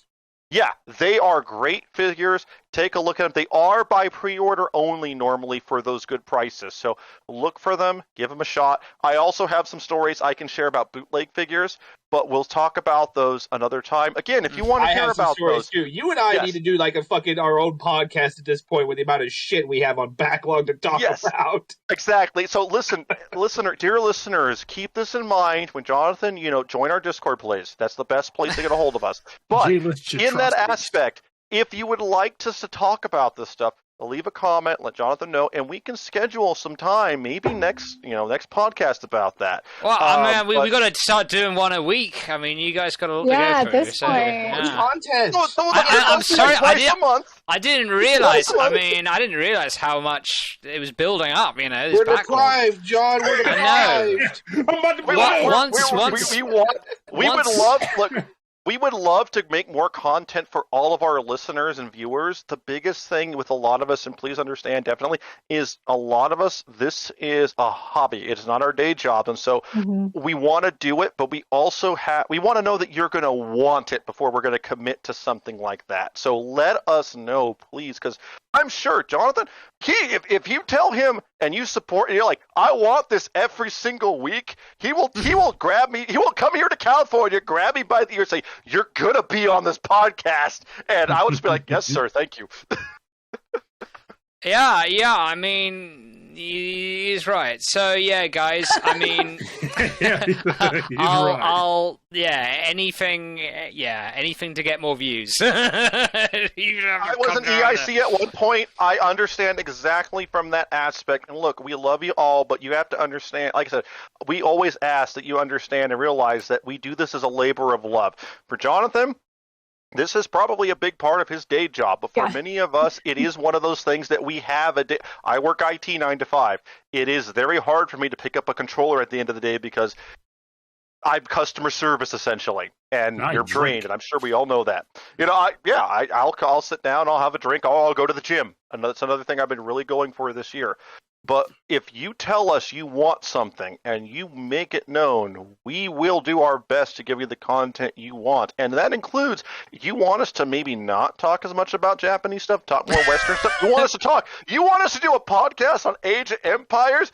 We will do a podcast on Age of Empires. We will all find a way to grab them to play it, and we will do it. But we want to hear from you, and we want to know what you want, because that is, just like kind of with my rant about Ix earlier, like Heather said, the only way we can make a better product for you is if we know what you want, and if you tell us in a constructive way what it is that works for you. And with that, I will shut up, Jonathan. I'm sorry. All right, okay. Right, well. Thank you, Benny. Okay, so, right. So, any final thoughts before we say goodbye? I don't think anyone could really top that. Those were our final thoughts. Yeah, Benny has given all our final thoughts. I mean, my only final thought would just be the general sense of, like, funny enough, like, I am glad that everyone wanted to do the podcast again, because, like, I really do enjoy doing these things. Like, I don't get to talk games with a lot of people. I play a lot, don't get to talk a lot, and to me, talking about games is more fun than playing them, to be perfectly honest with you. So I am down for that, and it's been a great time. I hope people, if they give it a listen, enjoy what we're talking about and take what Benny said to heart, because that's a large part of what we're doing too. It's all fun, and if it's not fun, what the hell's the point? So and I just want to say, like, I might seem like an ogre trying to limit people's time and get, but no, you just rip ogre arms off. I rip people. I just like I try. What I try and want to do is try and give everybody sort of equalish time to speak, so everyone can get in their stuff. We can kind of keep it in a nice, concise package. But yeah. I also get that there's a lot of stuff that people want to talk about, and I've had a lot of stuff to deal with over these last couple of months. It's been tricky. I'll tell you about that some other time. But that's a podcast episode. Yeah, exactly. If you guys want more podcasts, so these Corey and Benny can clear their backlog. I will definitely, put that on the top of the priority list. Okay, all right. So anyway, I thank you so much, guys, for joining me, and thank you so much for everyone for watching. Thank you. Stay safe. Much love. See you later, guys. Bye. Go play something fun. Have a great evening or day. Ix, he loves it and hates it. Okay. Yeah. Wait, before you go, be sure to check out HeyPaulPlayer.com for more HeyPaul content, and check out all our social media. And don't forget to check out my Twitter as well. That's me, Jonathan Trussler. Well, it's really the final goodbye now. Bye!